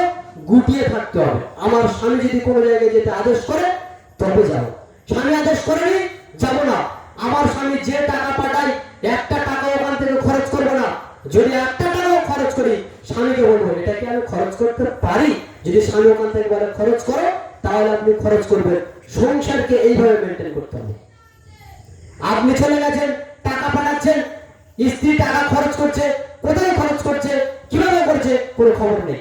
এসে দেখছে টাকাও নেই, স্ত্রীও নেই, কেউ নেই, সব হাওয়া। কোথায় চলে গেল? আল্লাহ রাসূল বলেছেন ইযা গিবতা আনহা, যখন তুমি তার থেকে গায়েব হয়ে যাবে, যখন তুমি তার থেকে অনুপস্থিত থাকবে, তখন ওই স্ত্রী নিজেকে কন্ট্রোল করে বাড়িতে রেখে দেবে এবং তোমার মাল সম্পদকে সুন্দর করে আমানত সহ রেখে দেবে। এই হচ্ছে ভালো মহিলা, এই হচ্ছে দিনদার মহিলা, এই হচ্ছে সুন্দর আখলাক ওয়ালি মহিলা। তাহলে একজন মহিলার মধ্যে তিনটে গুণ আল্লাহ রাসূল উল্লেখ করলেন যে ভালো মহিলা কি। প্রথম নম্বর কি? প্রথম নম্বর হচ্ছে ওই মহিলা তোমাকে খুশি করবে, তোমার স্ত্রী। দুই, ওই নারী তুমি যে আদেশগুলো করবে তোমার আদেশকে পালন করবে। তিন, যখন তুমি বাড়িতে থাকবে না নিজেকে হেফাজতে রাখবে। স্বামী চলে গেছে, কোথায় ঘুরে বেড়াচ্ছে, কখন বাপের বাড়ি যায়, কখন বাপের বাড়ি থেকে আসে, হারাম। বাপের বাড়িতে গিয়ে উঠে থাকা হচ্ছে হারাম, স্বামীর অনুমতি না নিয়ে। আর আমাদের সমাজে বেশিরভাগ স্বামীরা কি করে? বাইরে চলে গেছে, স্ত্রীকে বাপের বাড়িতে তুলে দিয়ে এসেছে। না, এই ভুল কাজ করবেন না। স্ত্রীকে বাপের বাড়িতে তুলে যখন তোমার শাশুড়ি যদি দেখে যে তোমার স্ত্রী ফোনে বেশি কথা বলে কোনো জায়গাতে, তখন শাশুড়ি তোমাকে ফোন করে বলবে যে বেটা বৌমাকে রেখে দিয়ে গেছো, কোথায় গেলে ফোন করে রাখবে, বলবে কেন ওটা আমার বৌমা। কিন্তু যখন তোমার স্ত্রীকে বাবার বাড়ি রেখে আসবে, একটা কেন 10টা ছেলের সঙ্গে যদি ফোনে গল্প করে, তখন বলে মা কোথায় গল্প করছো, বলে তোমার জামাই গল্প করছে। আর কিছু বলার আছে? কিছু বলার নেই। আর মা তাকে কোনোদিন কঠোর দৃষ্টিতে দেখবে না, যদিও 10টা পুরুষের সঙ্গে গল্প করে, মা মানা করবে না। কেন? মা বুঝে নিয়েছে এখন আমার মেয়ে আমার নেই, আপদ বিদায় হয়ে গেছে, বিয়ে হয়ে গেছে মানে আপদ বিদায়, তুই যা কর, আমার কিছু করার নেই। কেন? স্বামী বুঝে। সুতরাং যারা টনকধারী লোক, যারা বিবেকধারী লোক, মগজ যাদের আছে, এই ভুল করবেন না। স্ত্রীকে কখনোই বাপের বাড়িতে রেখে দিন, নিজের বিদেশে থাকবেন না। স্ত্রীকে নিজের ঘরে রাখবেন, নিজের ঘরে রাখবেন। অন্য জায়গায় রাখা মানে নষ্ট করে দেয়া। পরে এসে দেখবেন ওই স্ত্রীকে তার শাশুড়ি যা তার মা যা বুঝিয়েছে, যা তাকে অন্ত কষিয়েছে, বাড়িতে এসে স্বামীর একটাও কথা শোনে না। বাড়িতে এসে শাশুড়ির একটাও কথা শোনে না। শাশুড়ি যা বলে ঠিক তার উত্তর চলে। কেন? মা তাকে 6 মাস ধরে ট্রেনিং দিয়েছে যে মা যদি সংসার করতে হয় কোনোদিন শাশুড়ির কথায় চলবে না, বলে দিয়েছে। এইভাবে তো আমাদের আজকের পরিবারগুলো নষ্ট হচ্ছে। পরিবারগুলো নষ্টের কারণ কি? এগুলোই কারণ। মনে হচ্ছে যে মুহাম্মদ সাল্লাল্লাহু আলাইহি ওয়াসাল্লাম তিনি আমাদেরকে ধরে ধরে বলছেন তোমরা পরিবারগুলোকে ঠাকাও ঠাকাও। আদেশগুলো দেখেন। স্বামীর আনুগত্য করতে হবে একজন মহিলাকে। স্বামীর আনুগত্য করার জন্য একজন মহিলার উপরে কতটুকু আদেশ দেওয়া হচ্ছে? রাসূল সাল্লাল্লাহু আলাইহি ওয়াসাল্লাম তিনি বলছেন লাউ কুনতু আমিরান বাশারান ইয়াসজুদুনি বাশার, যদি আমি আল্লাহর নবী সাল্লাল্লাহু আলাইহি ওয়াসাল্লাম কোন মানুষকে অন্য কোন মানুষকে সিজদা করার জন্য, কোন মানুষ অন্য কোন মানুষকে সিজদা করতে পারবে এই মর্মে যদি আমি আদেশ করতে পারতাম, কোন ব্যক্তি অন্য কোন ব্যক্তিকে সিজদা করতে পারবে এই মর্মে আমি আল্লাহ রাসূল যদি কোনো আদেশ তোমাদেরকে দিতাম, তাহলে সর্বপ্রথম কি আদেশ দিতাম? লা আমারতুল মারআতা আন তাসজুদা লি যাওজিহা, আমি তাহলে প্রত্যেকটা স্ত্রীকে আদেশ করতাম তারা যেন তাদের স্বামীদেরকে সিজদা করে। মানুষকে সিজদা করা হালাল, মানুষকে সিজদা করা কি? শিরক। সিজদা একমাত্র আল্লাহকে করতে হয়। আল্লাহ আমাদের কাছে কত সম্মানের, গোটা পৃথিবীর সমস্ত কিছু যিনি সৃষ্টি করেছেন তিনি হচ্ছেন আল্লাহ। তিনি আমাদেরকে সৃষ্টি করেছেন, আমার বাপকে, তার বাপকে, তার বাপকে, আদম আলাইহিস সালামকে আল্লাহ তাআলা সৃষ্টি করেছেন। সমস্ত মানুষের পিতা আদম আলাইহিস সালাম, তাকে আল্লাহ সৃষ্টি করেছেন। গোটা পৃথিবীকে আল্লাহ তাআলা সৃষ্টি করেছেন। তিনি আমাদেরকে একমাত্র সিজদা নেওয়ার যোগ্যতা রাখেন। তিনি আমাদের কাছে সিজদা নিতে চান, এটাই তার হক। কিন্তু রাসূল সাল্লাল্লাহু আলাইহি ওয়াসাল্লাম বলছেন কি, যদি কোনো মানুষ অন্য কোনো মানুষকে সিজদা করবে, এই আদেশ যদি আমি আল্লাহর রাসূল পেতাম যে হ্যাঁ করা যায়, তাহলে আমি আল্লাহর রাসূল প্রত্যেকটা স্ত্রীকে বলতাম তোমরা তোমাদের স্বামীদেরকে সিজদা করো। বলেন তো সিজদা করা কত বড় আদেশ! স্বামীর পায়ের কাছে নিজে মাথা ঠেকাতো, এতটা মর্যাদাপূর্ণ, এতটা গুরুত্ব রাখে স্বামীর আনুগত্যের ক্ষেত্রে একজন নারী। স্বামীকে যদি কোনো নারী আনুগত্য না করে, স্বামীর যদি কোনো নারী কথা অনুযায়ী না চলে, ওই নারী সালাত করলেও, ওই নারী তাহাজ্জুদ পড়লেও, ওই নারী সারাদিনে নফল সিয়াম রাখলেও ওর জাহান্নাম ঠিকানা। কেন? স্পষ্ট হাদিস। রাসূল সাল্লাল্লাহু আলাইহি ওয়াসাল্লাম নারীকে বলছেন তোমার স্বামী তোমার জন্য জান্নাত, তোমার স্বামী তোমার জন্য জাহান্নাম। কি? স্বামী তোমার জন্য জান্নাত, স্বামী তোমার জন্য জাহান্নাম। কেন? যদি স্বামীর আনুগত্য করে চলতে পারো তাহলে বুঝে নিও স্বামীর আনুগত্যের কারণে আল্লাহ তোমার প্রতি খুশি হয়। আর আল্লাহ যদি তোমার প্রতি খুশি হয় তাহলে তুমি জান্নাত পাবে। আর যদি স্বামী নারাজ হয়, স্বামীর যদি আনুগত্য না করো, তাহলে বুঝে রাখো আল্লাহ তোমার প্রতি নারাজ। আর আল্লাহ যদি তোমার প্রতি নারাজ হয় তাহলে তোমার জন্য জাহান্নাম। তাহলে একজন নারী তার নিকটে জান্নাতে যাওয়ার বড় মাধ্যম কি? বিবাহের পরে তার স্বামী। একজন নারী জান্নাতে যাওয়ার জন্য একটা বড় মাধ্যম হচ্ছে তার স্বামী। যে স্বামীর আনুগত্য করে জান্নাত সহজেই পেতে পারে। এরপর আমরা দেখি রাসূলুল্লাহ সাল্লাল্লাহু আলাইহি ওয়াসাল্লাম বলেছেন আমাদেরকে যারা পরিবারের সঙ্গে যুক্ত, যারা একটা নারীকে পরিচালনা করবে তারা কিভাবে পরিচালনা করবে। মহান আল্লাহ তাআলা বলছেন, রাসূল সাল্লাল্লাহু আলাইহি ওয়াসাল্লাম তিনিও বলছেন যে তোমরা যখন সংসার করবে কোনো নারীর সঙ্গে, তাদের সঙ্গে সৎ আচরণ করো, সুন্দর ব্যবহার করো। তারা তো আনুগত্য করবে, তাদের সঙ্গে তোমরা কেমন ব্যবহার করবে। আল্লাহ তাআলা বলছেন আশিরুহুন্না বিল মাহরুফ, তোমরা নারীদের সঙ্গে সুন্দর আচরণ করো। কেমন আচরণ করবে? সুন্দর আচরণ করবে। তাদের সঙ্গে আপনি এমন ভাবে ওঠা বসা করবেন যেন বন্ধুর মতো ওঠা বসা হয়। আমরা অনেকে দেখি, অনেক পরিবারকে দেখি, যদি সামনে খালি জগ পড়ে থাকে, খালি গ্লাস পড়ে থাকে, তো স্বামী অনেক স্বামী কি করে বাইরে থেকে এসে গ্লাস টান মারে, জগ টান মারে, পানি নেই কেন? না, এটা ভদ্র আচরণ না, এটা অভদ্র আচরণ। আপনি যদি এরকম আচরণে আপনার স্ত্রী আপনার আনুগত্য করবেন কেন? আপনার মেজাজ বদ মেজাজ। আপনার উচিত কি জিজ্ঞাসা করা পানি নেই কেন। যদি এনে না দেয় নিজে ঢেলে নিয়ে একটু পানি খান, অভ্যস্ত হন। বাড়িতে বসে আছেন, কাপড় চোপড় অনেক আছে, কাচাকুচি করতে হবে, স্ত্রীর নিকটে যান, গিয়ে একটু নিজেও কাছাকাছি করেন, তাকে সহযোগিতা করেন, দেখেন আপনার আনুগত্য করে কিনা। বাড়িতে বসে আছেন, কোনো কাজ নেই, বাড়ির কোনো ভারী কাজ হয়েছে, আপনার স্ত্রী যেটা করছে আপনিও তার সঙ্গে সহযোগিতা করেন। অনেক ভাষা আছে, একটা লাট সাহেব বলে, লাট সাহেব, ঠিক এরাই লাট সাহেব মানে সব ধরে নেয় বিয়ের পরে, মানে যা করবে ভাই স্ত্রী করবে, সব ওই করবে, আপনি কিছুই করবেন না, চুপচাপ বসে আছে। যদি কোনো জায়গায় স্ত্রী কোনো কাজে ব্যস্ত আছে, ছেলে কাজ যে করে বলে একটু ঘোরাঘুরি করেন, রান্না করতে লেট হচ্ছে একটু চুপ থাকেন যে হ্যাঁ রান্নাটা হয়ে যায়, একসঙ্গে খাওয়া দাওয়া হবে না, আমি লাগিয়ে দিচ্ছি ঝগড়া, কেন লেটে রান্না হবে? কোন এক দেখা যাচ্ছে স্ত্রী গোসলে ব্যস্ত কি কোনো কাজে ব্যস্ত, রান্না হয়ে গেছে, আপনার খিদে লেগেছে, ভাত বেড়ে নিজে একটু খেয়ে না, অনুমতি নিয়ে যে আমি কি খেতে পারি, হ্যাঁ তুমি খেয়ে নাও, ঠিক আছে আপনি ভাত বেড়ে খাও, খাওয়া যায় তো কিনা যায়, যায়। এগুলো কি? এগুলো উত্তম আখলাক, উত্তম চরিত্র।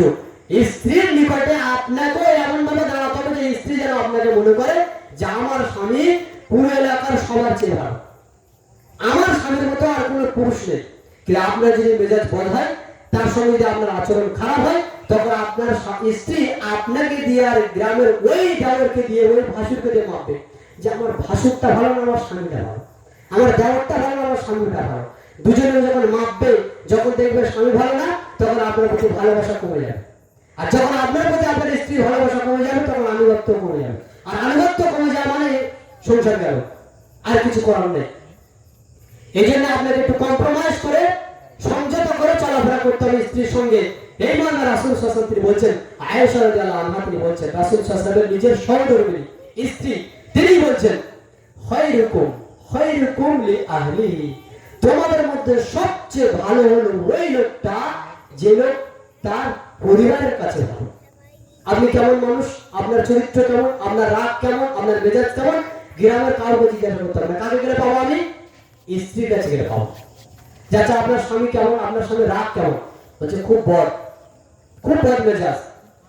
আপনার স্বামী ঘুমায় কখন, বলছে সারা রাত ঘুমায় না, শুধু ওই চোখ বেলায় গ্রেল লাইনে, ভালো না, রিপোর্ট ভালো দেয় স্ত্রী।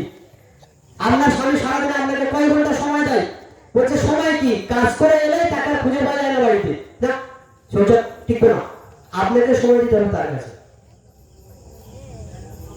তারপরে এই না যে 24 ঘন্টা 23 ঘন্টায় সময় দেবেন, তখন আবার বেশি বের বসবে। আপনাকে সময় দিতে হবে স্ত্রীর নিকটে। প্রত্যেক স্ত্রী চায় তার স্বামীটাকে সময় দিক, আর যখন সময় না দিবেন তখন সে খালি সময় মোবাইল টিপবে, আর মোবাইল টিপতে টিপতে তখন স্যার মাথায় শয়তান চাপলে আবার অন্য জায়গায় সে অসম্পর্ক রাখতে চাইবে। কেন? আপনি তাকে যতটা সময় দিচ্ছেন না। এই জন্য মুহাম্মদ সাল্লাল্লাহু আলাইহি ওয়াসাল্লাম তিনি বলছেন, খায়রুকুম লিআহলিহি, তোমাদের মধ্যে ওই ব্যক্তি সবচেয়ে উত্তম যেটা স্ত্রীর নিকটে উত্তম। ওয়ানা খায়রুকুম লিআহলি, আর আমি আমার স্ত্রীদের নিকটে উত্তম। কে বলছেন? মুহাম্মদ সাল্লাল্লাহু আলাইহি ওয়াসাল্লাম তিনি বলছেন। রাসূল সাল্লাল্লাহু আলাইহি ওয়াসাল্লামের সহধর্মিণীগণ বলছেন, মুহাম্মদ সাল্লাল্লাহু আলাইহি ওয়াসাল্লাম যখন তিনি বাড়িতে থাকতেন, কাপড় যদি ছিঁড়ে যেত তো তিনি কাপড় সেলাই করতেন। কে কাপড় সেলাই করছেন? আল্লাহ রাসূল। তিনি কাপড় সেলাই করছেন নিজে। কেন? উত্তম চরিত্র। রাসূল সাল্লাল্লাহু আলাইহি ওয়াসাল্লাম যখন তিনি বাড়িতে থাকতেন, আনাজ করে দিতেন, আনাজ, ওই আলু কাটা, আপনাদের পটল কাটা, এটা স্বামী নিজে করছেন, আল্লাহ নবী নিজে করছেন, স্ত্রীর হয়ে আনাজ করে দিলেন, আজান দিলে উনি নামাজ পড়তে চলে গেলেন। স্ত্রী কি মনে করবে স্বামীকে? যে আমার স্বামী আমার সঙ্গ দেয়। স্ত্রী রান্না করছে, আপনি গিয়ে একটু ফলটা বসিয়ে দেন, যে রান্না হয়ে গেছে, ঠিক আছে আমি দেখছি, বাকি রান্নাটা আমি করছি, তুমি একটু বাচ্চাকে ধরো। এইভাবেই আপনাকে সংসারকে নিজেকে ঠিকভাবে রাখতে হবে। এর এভাবে করে আপনার সংসারকে আপনাকে সামনের দিকে এগিয়ে নিয়ে যেতে হবে। আপনি যদি এমন ভাবে আপনার স্ত্রীর সঙ্গে সবসময় বন্ধুর মতো থাকে, তাহলে এই স্ত্রী সুযোগ পাবে না অন্যের সঙ্গে কথা বলা, স্ত্রী সুযোগ পাবে না অন্যদিকে মন দেওয়া, স্ত্রীর সুযোগ পাবে না অন্য কারণে যে আপনাকে মাপা। মাপলেই দেখবে যে আমার স্বামী আমাকে যথেষ্ট সময় দেয়, অন্য কারোর সঙ্গে কথা বলার টাইম নেই, তো কাকে নিয়ে মাপবে? কাউকে মাপার টাইম সে পাবে না। সুতরাং আমাদের প্রত্যেকের এই মানে উচিত হবে, স্ত্রীকে যদি কন্ট্রোলে রাখতে চান, স্ত্রীকে সময় দেন এবং তার সঙ্গে বন্ধু স্বরূপ আচরণের সঙ্গে জীবনযাপন করুন। রাসূলুল্লাহ সাল্লাল্লাহু আলাইহি ওয়াসাল্লাম নারীদের আনুগত্যের বিষয়ে আরেকটা বাক্য বলছেন, লা ইয়াহিল্লু লিইমরাতি, কোন নারীর জন্য জায়েজ হবে না, হালাল হবে না, আনতা সুমা, যে সেই নারী রোজা রাখবে, নফল সিয়াম রাখবে, ওয়া যাওজুহা শাহিদুন, এমন অবস্থায় স্বামী বাড়িতে আছে। স্বামী বাড়িতে আছে, স্ত্রী নফল রোজা রাখতে পারবে না ইল্লা বিইذনিহি, স্বামীর বিনা অনুমতিতে। আপনার স্ত্রী যদি সিয়াম রাখতে চায়, আমার স্ত্রী যদি সিয়াম রাখতে চায়, আমি যদি বাড়িতে থাকি, আমাকে জিজ্ঞাসা করবো তুমি বাড়িতে আছো, আমি কি রোজা রাখবো? তা আমি বলবো যে না, তোমাকে এখন রোজা রাখতে হবে। কেন? তোমার সারাদিন রোজা থাকা, এই রোজা থাকার যে বেশি নাকি আমার সঙ্গে সময় দেওয়া। ব্যাস, এটা তারা বুঝে যারা বিবাহিত ব্যক্তি, যে স্বামী বাড়িতে থাকা অবস্থায় স্ত্রী রোজা রাখলে স্বামীর কেমন লাগে, এটা স্বামী বুঝে। এই হাদিস থেকে প্রমাণ হলো কি, যে একটা সিয়াম, নফল সিয়াম রাখার চাইতো বেশি নাকি স্বামীর অনুমতি ক্রমে কোনো কাজ করাতে। নফল সিয়াম কাকে খুশি করবো? আল্লাহকে খুশি করবো। এই নফল সিয়াম রাখতে গিয়ে যদি স্বামী অসন্তুষ্ট হয়, এই সিয়াম রাখা জায়েজ নয়। স্বামী বাইরে ছিল, 6 মাস পরে কি 4 মাস পরে বাড়িতে এসেছে, কদিন থাকবে? 2 মাস, 2 সপ্তাহ থাকবে। এখন স্বামী যে কদিন আছে, স্ত্রী হচ্ছে আমি প্রত্যেক সপ্তাহে 2 দিন করে রোজা রাখি। এখন স্বামীকে জিজ্ঞেস করতে হবে আমি রোজা রাখি, এখন কি রাখবো? যদি বলেন এখন রাখুন, আমি চলে গেলে রাখবো, কোনো কথা নেই, রোজা রাখতে হবে না। আর যদি আপনি রাখেন তো রোজা রাখা আপনার জন্য হারাম। স্বামী অনুমতি দিচ্ছে না, তারপর আপনি রাখছেন, বেশি আল্লাহ আল্লাহ পরেশগারিতা, রোজা রাখতে হবে না। একইভাবে যদি কোনো স্ত্রী তাহাজ্জুদ পড়ে আর স্বামী যদি বাড়িতে থাকে, স্বামীকে জিজ্ঞেস করতে হবে আমি কি তাহাজ্জুদের সালাত আদায় করবো? তুমি বাড়িতে আছো মত অবস্থায়, স্বামী যদি অনুমতি দেয় যে হ্যাঁ তুমি তাহাজ্জুদ পড়ো, তো পড়তে পারেন। আর যদি অনুমতি না থাকে, তাহাজ্জুদ পড়ে কোনো নেকি পাবেন না। কেন? তাহাজ্জুদ পড়ে আপনি যে নেকি অর্জন করবেন, তার থেকে স্বামীর এই নির্দেশটা পালন করাতে বেশি নেকি। কোথায় থাকাচ্ছে দেখে হাদিস, তাহাজ্জুদের সালাত আদায় করা কোথায় আর স্বামীর আনুগত্য করা কোথায়? নফল সিয়াম রাখার নেকি কোথায় আর স্বামীর আনুগত্য করার কথা কোথায় আসছে? তাহলে এখান থেকে স্পষ্ট হাদিসগুলো থেকে প্রমাণ হয় যে একজন নারী বিবাহের পরে, একজন মহিলা বিবাহের পরে সবচেয়ে বেশি যার কথা মানার হক রাখে, যার কথা মানতে বাধ্য, সে হচ্ছে তার স্বামী। এই হাদিস উল্লেখ করা হয়েছে সহিহ বুখারীর মধ্যে 5195 নম্বর হাদিস। রাসূলুল্লাহ সাল্লাল্লাহু আলাইহি ওয়াসাল্লামকে প্রশ্ন করা হচ্ছে, ইয়া রাসূলুল্লাহ, ইয়া আল্লাহর রাসূল, আইয়ুন নাসি আ'যামু হাক্কান আলাল মারআ, একজন মহিলার নিকটে সবচেয়ে মর্যাদাবান ব্যক্তি, একজন মহিলার নিকটে সবচেয়ে সম্মান পাওয়ার হক রাখে কে বেশি? একজন মহিলার কাছে সবচেয়ে সম্মানী ব্যক্তি কে? ক্বালা রাসূলুল্লাহ সাল্লাল্লাহু আলাইহি ওয়াসাল্লাম, আল্লাহর রাসূল বলেন যাওজুহা, তার স্বামী। একজন নারীর নিকটে সবচেয়ে বেশি সম্মানের হক রাখে কে? তার স্বামী। গ্রামের কোনো এমএলএ নয়, গ্রামের কোনো মানুষ নয়, ভাসুর নয়, দেওর নয়, শ্বশুর নয়, কেউ নয়, স্বামী। এরপর আল্লাহ নবীকে প্রশ্ন করা হলো, আইয়ুন নাসি আ'যামু হাক্কান আলা রাজুল, একজন পুরুষের নিকটে সবচেয়ে সম্মানের ব্যক্তিত্ব কে? তখন রাসূল সাল্লাল্লাহু আলাইহি ওয়াসাল্লাম বলেন উম্মুহু, তার মা। তাহলে ছেলের কাছে সবচেয়ে সম্মানী কে? মা। স্বামীর কাছে সবচেয়ে সম্মানী কে? স্ত্রীর কাছে সবচেয়ে সম্মানী কে? স্বামী। স্ত্রীর নিকটে সবচেয়ে সম্মানী হচ্ছে স্বামী, আর পুরুষের নিকটে সবচেয়ে সম্মানী হচ্ছে মা। মা বেঁচে আছে, স্ত্রী বেঁচে আছে, অথচ সেই স্ত্রী শাশুড়ির সঙ্গে খারাপ আচরণ করে, তাহলে বুঝতে হবে এই স্বামীকে দিয়ে সংসার হবে না। কেন? সেই নারী সৎ নারী নয়, যে নারী তার স্বামীকে জাহান্নামে নিয়ে যেতে চায়। কোন নারী চাইবে যে আমার স্বামী জাহান্নামে যাক? না, কোন নারী চাইবে না। যদি না চায় তাহলে সে তার মায়ের অবাধ্য হতে পারে কি করে? যেখানে আল্লাহ রাসূল বলছেন তোমাদের জান্নাত হচ্ছে তোমার মার পায়ের তলদেশে। মায়ের পায়ের তলদেশে হচ্ছে আমাদের জান্নাত। মায়ের পায়ের তলদেশে আমাদের জান্নাত, তার মানে মায়ের পায়ের নিচে জান্নাত আছে কথা নয়, মায়ের সেবা করাতে জান্নাত রয়েছে। কার জন্য? প্রত্যেকটা পুরুষের জন্য মায়ের সেবা করাতে জান্নাত রয়েছে। তো আপনার স্ত্রী যদি মনে করে যে আপনি জান্নাত চান, তাহলে আপনার স্ত্রী কি উচিত? আপনার মায়ের অবাধ্য হওয়া নাকি তার বাধ্যমতো চলা? বাধ্যমতো চলা। আপনার স্বামী চায়, আপনার স্ত্রী চায় আমি জান্নাত পাবো, তাহলে স্ত্রীকে কার আনুগত্য করতে হবে? স্বামীর আনুগত্য করতে হবে। আর পুরুষ লোক চায় যে আমি জান্নাত পাবো, তাহলে তাকে কার আনুগত্য করতে হবে? মায়ের আনুগত্য করতে হবে। দুজনে মিলে মায়ের বিরোধিতা করে জান্নাত পাবে? স্ত্রীও মায়ের বিরোধিতা করে, মানে শাশুড়ির বিরোধিতা করে, আর স্বামীও তার মায়ের বিরোধিতা করে, তাহলে দুজনে তো জান্নাত ছেড়ে গেল। এ অবাধ্য হলো স্বামীর আনুগত্য না করে, আর এ অবাধ্য হয়েছে তার মায়ের আনুগত্য না করে। এই জন্য বাড়ির যারা মা রয়েছে তাদেরকে অত্যন্ত গুরুত্ব সহকারে আমাদেরকে নজরদারি করা উচিত যে আমার মায়ের নিকটে কোনো কষ্ট পৌঁছাচ্ছে না তো আমার স্ত্রীর পক্ষ থেকে, যদি পৌঁছায় আপনাদের স্ত্রীকে বোঝান সমস্যা কোন জায়গাতে, যদি সমস্যা থাকে আর যথাযথ যদি সমস্যা থাকে তাহলে সমস্যার সমাধান করতে থাকেন, যদি সমস্যার সমাধান এই বাড়িতে থেকে না হয় তাহলে বাড়িতে আলাদা করে, কিন্তু আপনার মার সঙ্গে যেন অভদ্র আচরণ না করতে পারে আপনার স্ত্রী, এই মর্মে সজাগ থাকা প্রয়োজন। অপর বাড়িতে গিয়ে আমার মা বলছে জানো আমার ছেলে যেখান থেকে বিয়ে করেছে আমার শান্তি নেই, সুখ নেই। মা কি করছে বলেন তো? অন্তরে বদদোয়া করছে। কে আপনি আপনার মরণ পর্যন্ত যদি কোটি টাকা ইনকাম করেন জিন্দেগিতে আপনার সংসার করতে সুখী হবে কেন? দলিল কি? দলিল হচ্ছে সহিহ বুখারী জুরাইজের হাদিস। জুরাইজ বলে একজন ব্যক্তি ছিলেন, সেই ব্যক্তি গির্জায় আল্লাহর আরাধনা করত, আল্লাহর আরাধনা করত। একদিন আল্লাহর আরাধনা করছে, হঠাৎ জুরাইজের মা আহ্বান করছে জুরাইজ, তখন জুরাইজ নামাজ পড়ছে।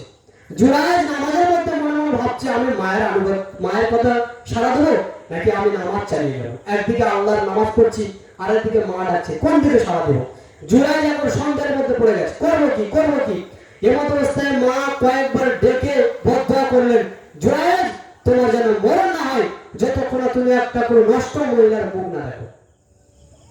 মা চলে গেলেন এই কথা বলে। জুরাইজ নামাজ শেষ করেছে, একজন নারী এসেছে, জুরাইজকে বলছে আমার সঙ্গে জেনা করো। জুরাইজ বলছে আমি তো গির্জায় থাকি আল্লাহর আরাধনা করে আমি এই খারাপ কাজ করতে পারবো না। সেই নারী চলে গেলে রাখালের সঙ্গে অবৈধ শারীরিক সম্পর্ক করলো। তারপরে সেই মহিলা হলেন গর্ভবতী। তারপরে এই মহিলা বাচ্চা প্রসব করলো। বাচ্চা প্রসব করছে কোথায় এসে? জুরাইজের ওই গির্জার পাশে এসে। সকলে জিজ্ঞেস করছে বাচ্চা কার? নারী বলছে জুরাইজের। কি আশ্চর্য, জুরাইজ গির্জায় থাকে আল্লাহর আরাধনা করে আর ভিতরে ভিতরে এই কর্ম করেছে। সকলে মিলে জুরাইজকে ভাষা খারাপ করলো, গালবন্ধ দিল, এমনকি তার ওই গির্জাটাকে ভেঙে গুড়িয়ে দিল, টেনে নিজে ওখান থেকে বের করে বাইরে রাস্তায় নামিয়ে দিল। তোমার দ্বারা এরকম কাজ হবে না, তুমি কেন এই কাজ করলে? জুরাইজ হতভম্ব, কি হলো এই মহিলা কোথায় থেকে এলো? কিভাবে বললো যে আমি এই সন্তান আমার, কি করে হতে পারে? জুরাইজ ওযু করলো, 2 রাকাত সালাত আদায় করলো, করে আল্লাহকে দোয়া করছে আল্লাহ তুমি এর সঠিকতা এর বিচার তুমি আমার সামনে দেখিয়ে দাও। তিনি দোয়া করেই ওই বাচ্চাকে প্রশ্ন করছে বাচ্চা বলো তো তোমার পিতাকে। তখন ওই কোলের বাচ্চা, পৃথিবীতে 3 জন বাচ্চা সন্তান কথা বলেছে যে কোলে থাকা অবস্থায় কথা বলেছে, একেবারে সদ্যজাত বাচ্চা। ওই বাচ্চা তখন বলছে অমুক রাখাল আমার পিতা, অমুক রাখাল আমার পিতা। এখন কথা হলো ওই যে রাখাল ওর পিতা, এটা কে বলছে? বাচ্চা ছেলে বলছে। জুরাইজের যে লানাত, জুরাইজকে মানে যে গালি দিল, জুরাইজের গির্জা যে মানে ভেঙে দিল, তাকে তার গির্জা থেকে মানে টেনে নিজে বের করে দিল। কেন? অপমান কিসের জন্য হয়েছে? ওই যে মায়ের বদদোয়া, মায়ের বদদোয়া। কাজেই যারা মনে করেছেন স্ত্রীকে নিয়ে খুব সুখে আছেন, খুব শান্তিতে আছেন, টাকা পয়সা নিয়ে খুব নিজেরা বাহাদুরি দেখাচ্ছেন, মা খেতে পায় না, মা ব্যবহার ভালো পায় না, এই মা যদি অন্তর থেকে একবার দোয়া করে দেয় তাহলে আপনার কিন্তু সংসার আর সুখী হবে না। এই জন্য মায়ের দোয়া খুব পাওয়ারফুল দোয়া। যত মা রয়েছে প্রত্যেকটা মা যদি চোখের এক ফোঁটা পানি ফেলে সন্তানের প্রতি অসন্তুষ্ট হয়ে তারা আল্লাহর উপর আলাদা যে কত বড় অসন্তুষ্ট হবে আপনাকে বলে বোঝানো যাবে। এটা হচ্ছে মা। এই যে স্ত্রীর মহাব্বতে, স্ত্রীর ভালোবাসাতে যেন মায়ের সঙ্গে অভদ্র আচরণ না হয়, স্ত্রীকে বোঝাতে আপনি সক্ষম হন যে আমার মা হচ্ছে আমার জান্নাত আর আমি হচ্ছি তোমার জান্নাত। কাজে উভয় যাতে জান্নাত পায় সেই ব্যবস্থা করে সংসারটা সুন্দর করে চালায় এসো। আমাদের এই ঝামেলাতে যাওয়ার কোনো প্রয়োজন নেই।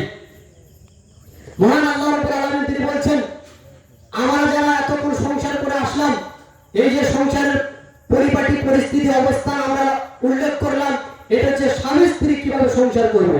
এবার আমরা সন্তানের পিতা হব, এবার আমরা সন্তানের মাতা হব। আমরা কিভাবে এবার সন্তান সন্ততিদেরকে আদর্শ সন্তান গঠন করি এই বিষয়ে আলোচনায় আসি। মহান আল্লাহ সুবহানাহু ওয়া তাআলা তিনি বলেছেন ওয়াকাদা রাব্বুকা আল্লা তা'বুদু ইল্লা ইয়াহু, তোমরা আল্লাহ রাব্বুল আলামিনের ইবাদত ছাড়া অন্য কারো ইবাদত করবে না। এটা আল্লাহ তাআলা তোমাদের উপরে ওয়াজিব করেছেন, নির্দিষ্ট করেছেন, জরুরি করেছেন। কি? আল্লাহ আমাদের উপরে এই মর্মে ওয়াজিব করেছেন যে আমরা যেন আল্লাহকে ছাড়া আর কারো ইবাদত না করি। ইল্লা ইয়াহু, কেবল আল্লাহর ইবাদত করব।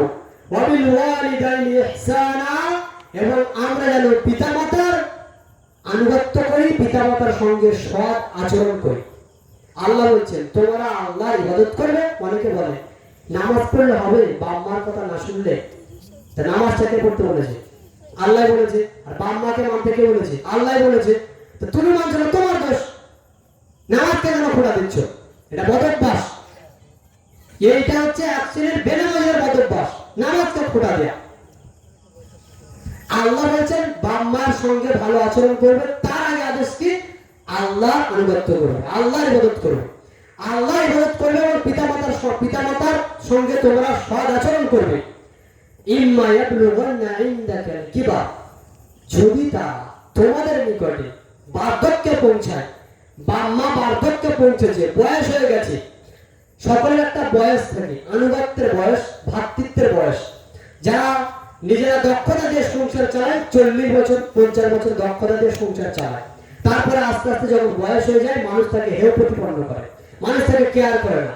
তো যখন মানুষের বয়স হয়ে যায়, তখন যুবকরা তার উপরে প্রভাব খাটায়। তো বাম্মা যখন বুড়ো হয়ে যায়, বাম্মা যখন বয়স্ক হয়ে যায়, তখন ছেলেরা তার উপরে প্রভাব খাটায়। ছেলেরা যখন বাম্মাকে হুমকি দেয়, ধমক দেয়, কখনো হ্যাঁ তোমাকে এটা করতে বলেছে, এটা করলে না, যেটা বলে তুমি সেটাই করো, তার উল্টোটা ঠিক তোমাকে দেখতে পাই করতে। এই যে বাম্মার সঙ্গে ব্যবহার, কেন? বাম্মা দুর্বল। কোন জায়গায় দুর্বল? বয়সের কাছে দুর্বল। এখন আপনাকে কে বোঝাবে? বাচ্চা হয়তো চর্চা করতে আপনাকে বুঝিয়ে দিয়েছে বাম্মার সঙ্গে এরকম করতে নেই। তো আপনার তো বয়স 40 বছর 45 বছর, আপনাকে কি চল আমি সাহায্য করতে পারবো না? তাহলে আপনি আপনার আব্বা মার সঙ্গে অভদ্র আচরণ করছেন, এটা আপনাকে কে রুখবে? এই জন্য আল্লাহ তাআলা বলছেন কি, ইম্মা ইয়াবলুগান্না ইনদাকাল কিবার, যদি তোমার কাছে তোমার বাপ মা বুড়ো অবস্থায় থাকে, আহাদুহুমা আও কিলাহুমা, একজন কিংবা দুইজন তোমার কাছে রয়েছে, হয় আব্বা রয়েছে, মা মারা গেছে, মা রয়েছে, আব্বা মারা গেছে, কিংবা আব্বা মা দুজনেই বেঁচে আছে, আমার নিকটে আছে, এরকম অবস্থায় আব্বা মা বয়স্ক, আমি তাদের কাছে অভদ্র আচরণ করি। আল্লাহ বলছেন যদি তারা তোমাদের নিকটে থাকে, এমত অবস্থায় তারা এখন বয়স্ক, তাদের এখন তেমন ক্ষমতা নেই, তাহলে কি করবে? ফালা তাকুল লাহুমা উফ, তাহলে বাম্মার সঙ্গে উফ শব্দ ব্যবহার করে কথা বলো না। উফ শব্দ ব্যবহার বাম্মার সঙ্গে করা যাবে না। অস্বস্তিকর শব্দ আম্মার সঙ্গে ব্যবহার করা যাবে না। অসন্তুষ্টিকর শব্দ আম্মার সঙ্গে ব্যবহার করা হারাম। আল্লাহ বলছেন উফ বলো না বাম্মার সামনে। মানে তিক্ত হয়ে গেছে, আপনি বিরক্ত হয়ে গেছে, গিয়ে বাম্মা উফ তোমাকে নিয়ে আর পারা গেল, এই কথাটা যে আপনি বলছেন এটা হারাম। এটা হারাম কেন? এটা হচ্ছে আপনার জান্নাত। আপনার জান্নাত আপনার পিতামাতা। জান্নাত নেবেন কি না নেবেন সেটা আপনার এখতিয়ার।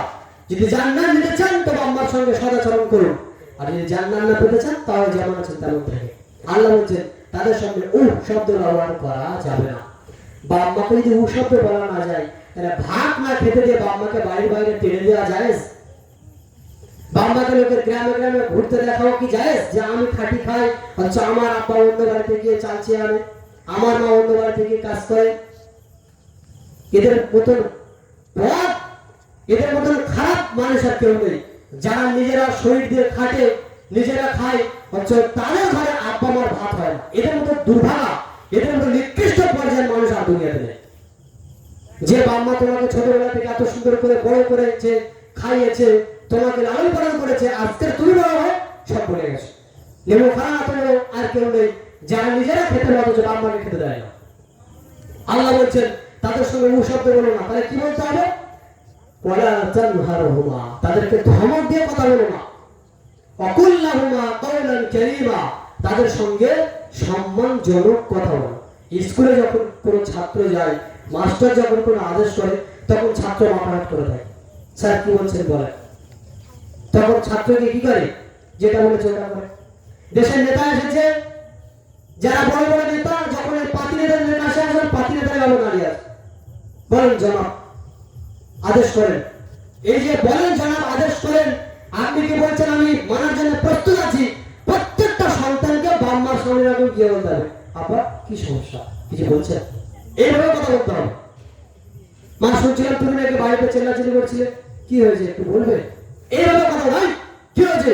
সবসময় দেখে তুমি আমার বউয়ের চেল্লাচিল্লি করো, তখন তার তোমার বউয়ের একবার আর কে ধরে? যখন তুমি স্ত্রীর সামনে তোমার আব্বা মাকে এইভাবে যা এত বড় কথা আমার বউয়ের সামনে সবসময় কথা বলো, তুমি কেন আমার বউকে এইভাবে কথা বলবে? তুমি জানো তুমি কার খাও? 4টে ভাই আছে, কোনো ভাই খাওয়ায় না, আমি খাওয়াই, আবার তুমি আমার বউয়ের সামনে কথা বললে? খুব দয়া করেছে আব্বা মার উপরে, 4 ভাই থেকে তুমি একা খাইয়ে। তুমি মনে করো আল্লাহ অনেক দয়া যে আমার কাছে আমার আব্বা মার রুজি আল্লাহ লিখে রেখেছে, এটা তোমার উপরে আল্লাহর দয়া।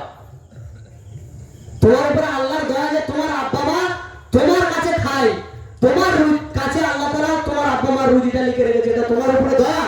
তুমি দয়া করে আব্বা মাকে খাওয়াচ্ছ, সেটা এমন নয়। যদি এটা কিঞ্চিত পরিমাণ হয়ে যায় তাহলে তোমার সব গেল। তাহলে আব্বা মার সঙ্গে নরম আচরণ করা, ভদ্র আচরণ করা যখন আমরা করব, তখন আমাদের যারা ছোটরা তারা শিখবে যে আমার আব্বা কেমন ব্যবহার করে আমার দাদুর সঙ্গে, আমার মা কেমন আচরণ করে আমার দাদির সঙ্গে, তারা শিখবে, তারা দেখবে।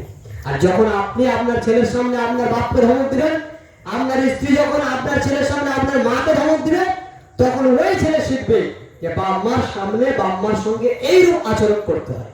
তখন ওই ছেলে বড় হয়ে আপনার সঙ্গে ভালো ব্যবহার করবে না। অনেক বাপ মাকে দেখা যায় বলে আমার ছেলে যেন কথা শোনে না। ছেলে কথা শোনে না? ছেলে কথা শোনার আগে নিজেকে দেখো, তুমি কি তোমার বাপ মার কথা শোনো?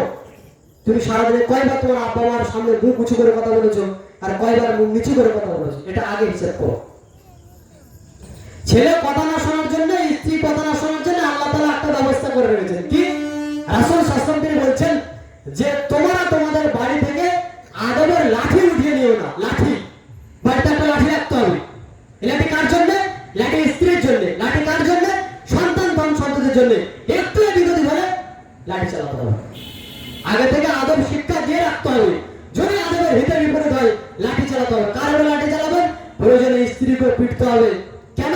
সে আমার আনুগত্য করেনি। সন্তান সন্ততিকে পিটতে হবে। কেন? সে আমার আনুগত্য করেনি।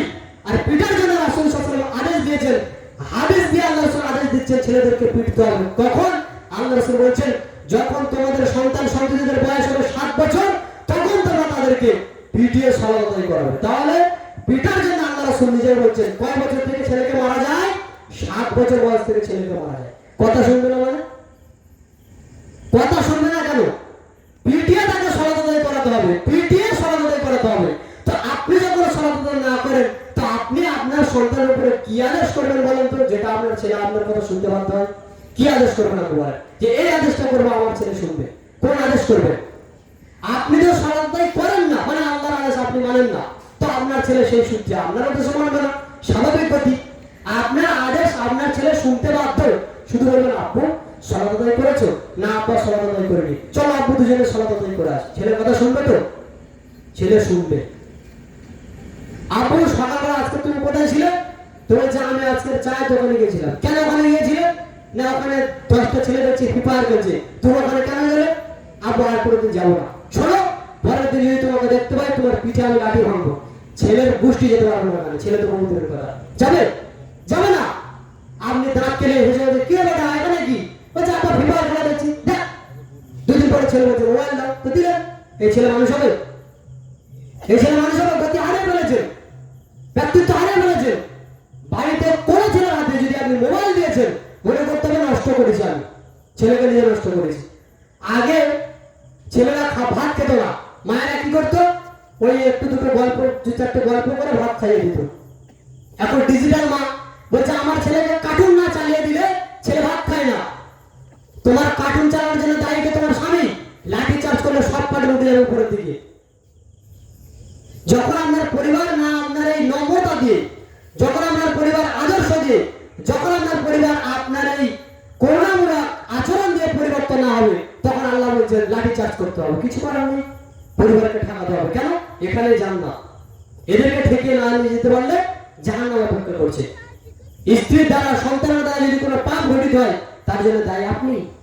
আপনার স্ত্রী যদি কোনো সন্তানকে নষ্ট করে, সন্তানের চরিত্রকে নষ্ট করে দেয়, তাহলে এটা হচ্ছে আল্লাহর নিয়ামত। নিয়ামত নষ্ট করার কারণে কিয়ামতের মাঠে আপনাকে জবাবদিহি করতে হবে। মহান আল্লাহ রাসূলুল্লাহ সাল্লাল্লাহু আলাইহি ওয়াসাল্লাম বলেছেন আব্দুল্লাহ ইবনে উমর বর্ণিত, আলা কুল্লুকুম রাইন, তোমরা জেনে রাখো তোমরা প্রত্যেকে হচ্ছে দায়িত্বশীল ব্যক্তি। কুল্লুকুম মাসউলুন আন রাইয়াতিহি, তোমাদের প্রত্যেককে আপন আপন দায়িত্ব সম্পর্কে জিজ্ঞাসা করা হবে। দায়িত্ব মানে যে যে পর্যায়ে আছি, যে যে জায়গাতে আছি, প্রত্যেককে আপন আপন দায়িত্ব গ্রহণ করতে হবে। দায়িত্ব কি? আমি বাপ, বাড়ির আমি গার্জেন, আমার দায়িত্ব হচ্ছে স্ত্রীকে পরিচালনা করা, আমার দায়িত্ব হচ্ছে সন্তানদেরকে পরিচালনা করা, আর বাড়ির যে স্ত্রী রয়েছেন তার দায়িত্ব হচ্ছে সন্তানগুলোকে কিভাবে আদর্শ শিক্ষা দিয়ে ধীরে ধীরে তাদেরকে সুন্দরভাবে গড়ে তোলা। এটা কার আদেশ? এটা আল্লাহ রাসূলের আদেশ। দায়িত্ব পালন করতে হবে। বাড়ির স্ত্রীরা সন্তানদেরকে সঠিকভাবে লালন পালন করছে কিনা তার জন্য আপনাকে গাইড দিতে হবে। যদি না দেন, এই সন্তান যদি নষ্ট হয়ে যায়, কিয়ামতের মাঠে আপনাকে জবাব দিতে হবে। কিছু করার নেই। আপনি মনে করেন না যে আমরা বিয়ে করে যে সন্তান হয়েছে কিছু হবে না, না, এই সন্তান হচ্ছে আল্লাহর নিয়ামত। এই নিয়ামত গুলোকে যদি আপনি নষ্ট করে দেন, তাদের দিকে যদি আপনি কর্মপাত না করেন, তাদেরকে সুন্দর আদর্শ শিক্ষা দিয়ে যদি আপনি আদর্শবান না করেন, কিয়ামতের মাঠে আপনাকে জবাব দিতে হবে। কেন? আপনি আল্লাহর দেওয়া নিয়ামতকে নষ্ট করেছেন। এই জন্য আল্লাহ রাসূল বলেছেন, তোমরা প্রত্যেকে দায়িত্বশীল ব্যক্তি, তোমাদের প্রত্যেককে আপন আপন দায়িত্ব সম্পর্কে জিজ্ঞাসা করা হবে। তাহলে আপনার ছেলেকে আপনার স্ত্রী কেমন ভাবে শিখাবে? শুরুতে আপনার স্ত্রী তাকে ধীরে ধীরে বাড়িতে বসে যতটুকু শেখানো যায় তাকে শেখাবে। তাকে দোয়া শেখানো, কিছু আল্লাহ সম্পর্কে জ্ঞান দিল, রাসূলের বিষয়ে কিছু জ্ঞান দিল, তাকে তাওহীদ সম্পর্কে কিছু শেখানো। যা কিছু শেখানোর প্রয়োজন, প্রথম শিক্ষক হচ্ছে, প্রথম ইউনিভার্সিটি, প্রথম বিদ্যালয় হচ্ছে, শিক্ষাকেন্দ্র হচ্ছে সন্তানের মা। আর মা যদি নষ্ট হয়ে যায় তো সন্তান নষ্ট। আপনি বিদেশে আছেন, আমেরিকাতে গিয়েছিলেন, বিদেশে গিয়ে একটা মেয়েকে বিয়ে করে এনেছেন, সেই মেয়ে ইংরেজিতে কথা বলে। আপনি বিয়ে করে আনার পরে আপনার সন্তান হলো, আপনি সন্তানকে রেখে দিয়ে বাইরে চলে গেছেন। আপনার ছেলে কথা শিখেছে, আচ্ছা কোন ভাষায় কথা শিখবে? সবাই তো বাংলায় বলছে, ইংরেজি কথা বলবে কেন? মা ইংরেজি ভাষা এই জন্য। সন্তান ভাষা যখন শেখে, দেখবেন প্রত্যেকটা সন্তান আঞ্চলিক ভাষায় কথা বলে, সে কিন্তু ভদ্র ভাষায় কথা বলে না। কেন? আর আঞ্চলিক ভাষা সেই ভাষাটা সে গ্রহণ করে তার মা যে ভাষায় কথা বলে। কেন? মায়ের কথাবার্তা সবসময় বাচ্চা সন্তানরা সবকিছুকে তারা নোট করে, তাদের ব্রেনে তারা সবকিছু নোট করে। মা কেমন চলে, মা কেমন করে খায়, মা কেমন করে ওঠে। নইলে একটা 2 বছরের বাচ্চা কি করে শাড়ি পরা শেখে? পুতুলকে নিয়ে এসেছে, শাড়ি পরাচ্ছে, তো পুতুলকে শাড়ি পরাতে হবে কে বলে দিল? ও জানে যে আমার মা কোনো জায়গায় গেলে শাড়ি পরে। ঠোঁটে লিপস্টিক দিচ্ছে 3 বছরের বাচ্চা, কেন? কি বোঝে লিপস্টিক? ও জানে আমার মা কোনো জায়গায় গেলে লিপস্টিক দেয়, ও জানে এটা দিতে হয়। তাহলে এগুলো যখন সন্তান দেখে দেখে শিখছে, তো আপনার সন্তান কেন এটা বুঝে না যে পেশাবখানায় ঢুকতে গেলে বাম পায়ে ঢুকতে হয়, মসজিদে ঢুকতে গেলে ডান পায়ে ঢুকতে হয়, সবার সময় এই দোয়া পড়ে শুতে হয়, ডান কাঁধে শুতে হয়, খেতে গেলে বিসমিল্লাহ বলে খেতে হয়, ডান হাত দিয়ে খেতে হয়, পান করতে গেলে বসে পান করতে হয়, দাঁড়িয়ে পান করতে নেই। এগুলো কাকে থেকে শিখবে? এগুলো তাকে বই পড়ে পড়ে না শিখিয়ে নিজেরা প্র্যাকটিক্যাল যদি থাকি, পিতামাতা যদি প্র্যাকটিক্যাল হই, আমরা প্র্যাকটিক্যাল মুসলিম যদি হয়, তাহলে তারা আমাদেরকে দেখে দেখে শিখবে, দেখে দেখে শিখবে। বাড়িতে ঢুকবে, কিচ্ছু না বলতে পারলে 2 বছরের বাচ্চা অন্তত বলবে সালাম, এতটুকু বলবে। আসসালামু আলাইকুম না বললেও শুধু এতটুকু ঘরে ঢোকার সময় বলবে সালাম। সালাম কি? তোর যে শিখে দেওয়া আছে যে আপু বাড়িতে ঢুকতে গেলে সালাম দিতে হয়, ও তো জানা না সালাম কি, ও শুধু এতটুকু বলবে সালাম। এটা অভ্যস্ত। তাহলে আপনি প্র্যাকটিক্যাল ভাবে সন্তান সন্ততিকে শেখাবেন, স্ত্রী প্র্যাকটিক্যাল ভাবে সন্তান সন্ততিকে শেখাবে, আদর্শ শেখাবে। আর বাচ্চাদেরকে বেশি ছোট বয়সে ডাঁটাডাঁটি করলে বাচ্চা মানুষ হয় না, নষ্ট হয়ে যায়। অনেক আব্বা মাকে দেখা যায় যে 4 বছরের ছেলে, 5 বছরের ছেলে স্কুলে যায় না, বেদম মারছে। কি উপকার করবে স্কুলে গিয়ে? 4 বছরের ছেলে স্কুলে যায় না, বাচ্চা ছেলেরা যেতে চায় না, ঠিক আছে বাবা আজকে যেতে হবে না, কালকে যাবে, সমস্যা কি? পিটিয়ে তাকে স্কুলে পাঠাতে হবে। কে বলেছে? এই ছেলে 2 দিন পরে আমার কথা শুনবে না। কেন? বাচ্চাদেরকে কোনোদিন মারতে নেই। ওই যে 60 বছর থেকে দিলে আপনাকে নামাজের জন্য মারতে হবে, তার আগে কোনো মার নেই। যাত্রা করেন, ভয় দেখান, মারবেন না। বাচ্চাদেরকে শুরুতে মারলে তাদের অন্তরে ওই যে ভয়টা কেটে যায়, কি করবে? মারবে। এর বেশি কিছু করতে পারবে না, আর ভয় করবে না, হয় শেষ। আজকে যেটার জন্য আপনি মারবেন, কালকে এর থেকে বড় কোনো কাজ করবেন, কি করবেন? কিছু করতে পারবেন না। কেন? মার তো প্রথমে দিয়ে দিয়েছে। এই জন্য যারা 3 বছর, 4 বছর, 5 বছরের ছেলেদেরকে মারে, তাদেরকে কঠোরভাবে নিষেধ করা প্রয়োজন। যেই বয়সের সন্তানদেরকে মারা যাবে না, তারা এটা মার খাওয়ার বয়স এখন তাদের আসেনি, যেই বয়সে তাদেরকে মারা যায়। কি করতে হবে? তাদেরকে প্র্যাকটিক্যাল ভাবে সবকিছু শেখাতে হবে, পিটিয়ে না। আর যে বাচ্চা ছেলেরা 4 বছরের 5 বছরের ছেলেরা স্কুলে যায় না, যেতে চায় না। আমি অনেক ভেবে দেখেছি যে তারা কেন যেতে চায় না। দেখলাম তার প্রথম কারণ হচ্ছে বাপ মার দোষ। কেন? স্কুলে মাস্টার একটা পড়া দিয়েছে, মা ওই সিরিয়াল দেখছিল, ছেলের পড়াটা দেখেনি, তার মানে পড়াটা হয়নি। সকালবেলা টিউশনে যাবে, টিউশনে মাস্টার পড়া দিয়েছে, সেইটা সন্ধ্যাবেলা করার কথা, মা দেখেনি, আব্বা দেখেনি। আব্বা তো চায়ের দোকানে বসে আছে, রেল লাইনে বসে আছে, পড়া কে করে দেবে? আর মা তো মোবাইলে ব্যস্ত, পড়া কে করে দেবে? সকালবেলা উঠে মাথায় চিন্তা, টিউশনে গেলে মাস্টার খুব মারবে আজকে, কেন কালকে বলে দিয়েছে পড়া না করলে পিটবো। বাচ্চাদের পেটার মারার ভয় থাকে, তার মধ্যে যাবো না। যখন বলতে যাবো না তখন মা যা পড়তে যাবে না, টাকা দিয়ে টিউশন পড়াচ্ছে, পড়তে যাবে না, বেতন মা যা মারলো, টিউশনে পাঠালো, ছেলে মার খেলো। কোথায় গিয়ে মার খেলো? টিউশনে গিয়ে। আবার ফিরে আসার পরে বলবো যে মা আমি আজকে স্কুলে যাবো না। কেন যাবো না? আজকে যাবো না। বলতে পারছে না যে পড়া তো তুমি করে দেবে, ওই বুদ্ধি ধরে নেই যে মার ভুল ধরবে, যাবো না। বেতন মারলো, মেরে স্কুলে পাঠিয়ে দিল, স্কুলে গিয়ে শিক্ষকের মার খেলো। কয়বার মার খেলো বলেন তো? 4 বছরের ছেলে দিয়ে সারাদিনে 4 বার পিটুনি ভাই, ব্রেনে কি হবে? ব্রেনে কি হতে পারে? কতটা কষ্ট হতে পারে? কাউকে বলতে পারছে? অত্যাচার, জুলুম। এই জুলুম কিন্তু কিয়ামত মাঠে আল্লাহকে বুঝিয়ে দিতে হবে। সন্তানদেরকে অন্যায়ভাবে মারা হচ্ছে, জুলুম, অত্যাচার, অনেক মনে করে শাসন, এটা কোনো গুনাহ নয়, গুনাহ। বাচ্চা ছেলেদেরকে, শিশুদেরকে অকারণে পেটা হচ্ছে, গুনাহ, পাপ, জুলুম। তারা আল্লাহর কাছে বিচার যদি দিয়ে দেয় তো আপনি টিকতে পারবেন? অন্যায় করে আপনি মেরেছেন, আপনার ছেলে আপনি মেরেছেন, ঠিকই আছে, ন্যায় কারণ কি? ওর পড়া হয়নি কেন? দায়ী কে? মা। দায়ী কে? বাপ। তাহলে স্কুলের পড়া হয়নি আপনি মানলেন কেন? টিউশনের পড়া হয়নি মানলেন কেন? আপনি পড়তে বসেছিলেন, এই পড়তে না বসানোর কারণে কে গাইড দেবে? ওই যে বাপের লাঠি, আব্বার লাঠি। আব্বার লাঠি এখানে কাজ করবে যে সন্তানকে পড়তে বসানো হয়নি কেন।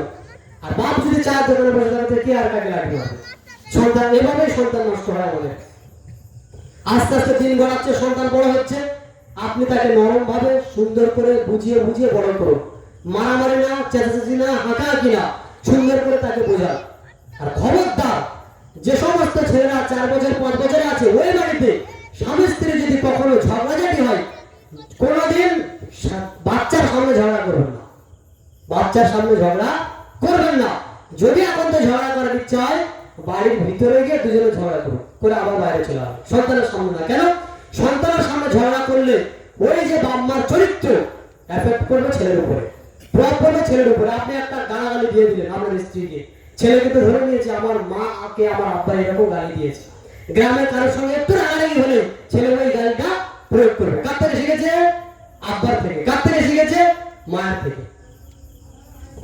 দুই চার ঝগড়া লেগেছে, কি যা ননদে ঝগড়া লেগেছে, গালাগালি শুরু হয়ে গেছে, বাচ্চা ছেলেরা বসে আছে, গাল হাঁ করে শুনছে। ওরা কিন্তু কি শুনছে? ওরা শুনছে তুমি কি ভাষা ব্যবহার করছো, ওগুলো একদম টেপরে করার মতো ধরে নেবে, পরে ওগুলোকে বাস্তবে রূপ দেবে। সুতরাং বাচ্চাদের সামনে আমাদেরকে খুব সতর্ক থাকতে হবে, সাবধান থাকতে হবে, যাতে করে তাদের সামনে আমাদের যেন কোনো খারাপ আচরণ প্রকাশ না হয়। চলে গেল 7 বছরে গিয়ে, এই 7 বছরে বাপকে সব সময় ছেলের সঙ্গে বন্ধু হয়ে থাকতে হবে।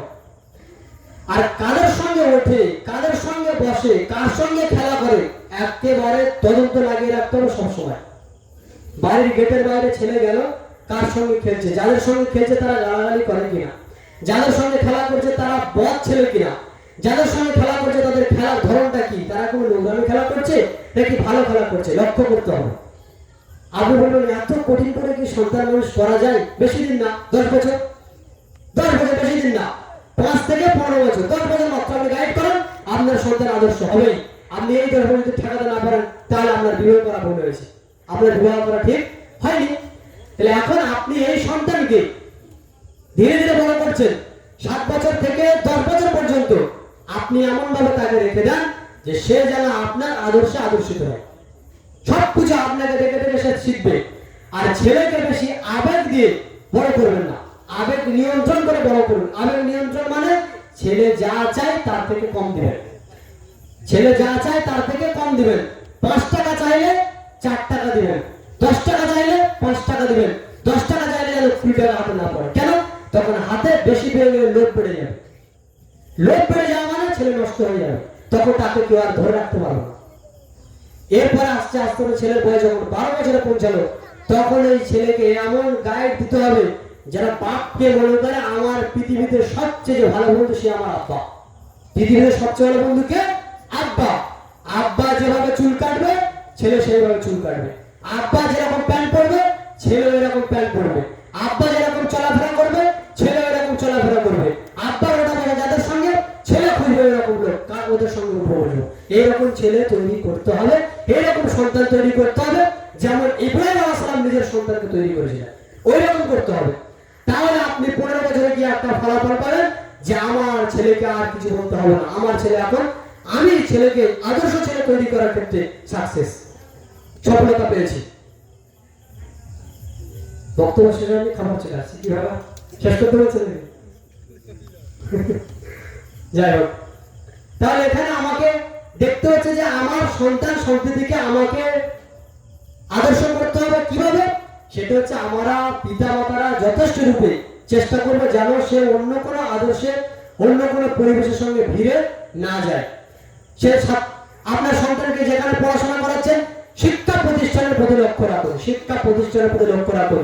সেখানে যদি কোনো শিরকি কর্ম করানো হয়, সেখানে যদি কোনো অনিসলামিক কর্ম করানো হয়, আপনার ছেলেকে আপনি প্রথমে ভর্তি করান। আপনি শিক্ষকের সঙ্গে কথা বলুন গার্জেন হিসেবে যে আমার ছেলেকে দিয়ে এই কাজ করানো যাবে না। যদি বলো যে হ্যাঁ আপনার দাবি মানবো, তাহলে আমার ছেলেকে আমি এই স্কুলে ভর্তি করবো। আর যদি বলো না এই ছেলে এই স্কুলে ভর্তি হলে যা আমরা করি তাই করতে হবে, তাহলে আপনার ওই ছেলেকে ওই স্কুলে ভর্তি করা হারাম। কেন? সে অনিসলামিক কালচারের মধ্যে পড়ে গিয়ে আপনার ছোটবেলা থেকে তাকে যে আদর্শ শিক্ষা দেওয়া রয়েছে সব নষ্ট হয়ে যাবে।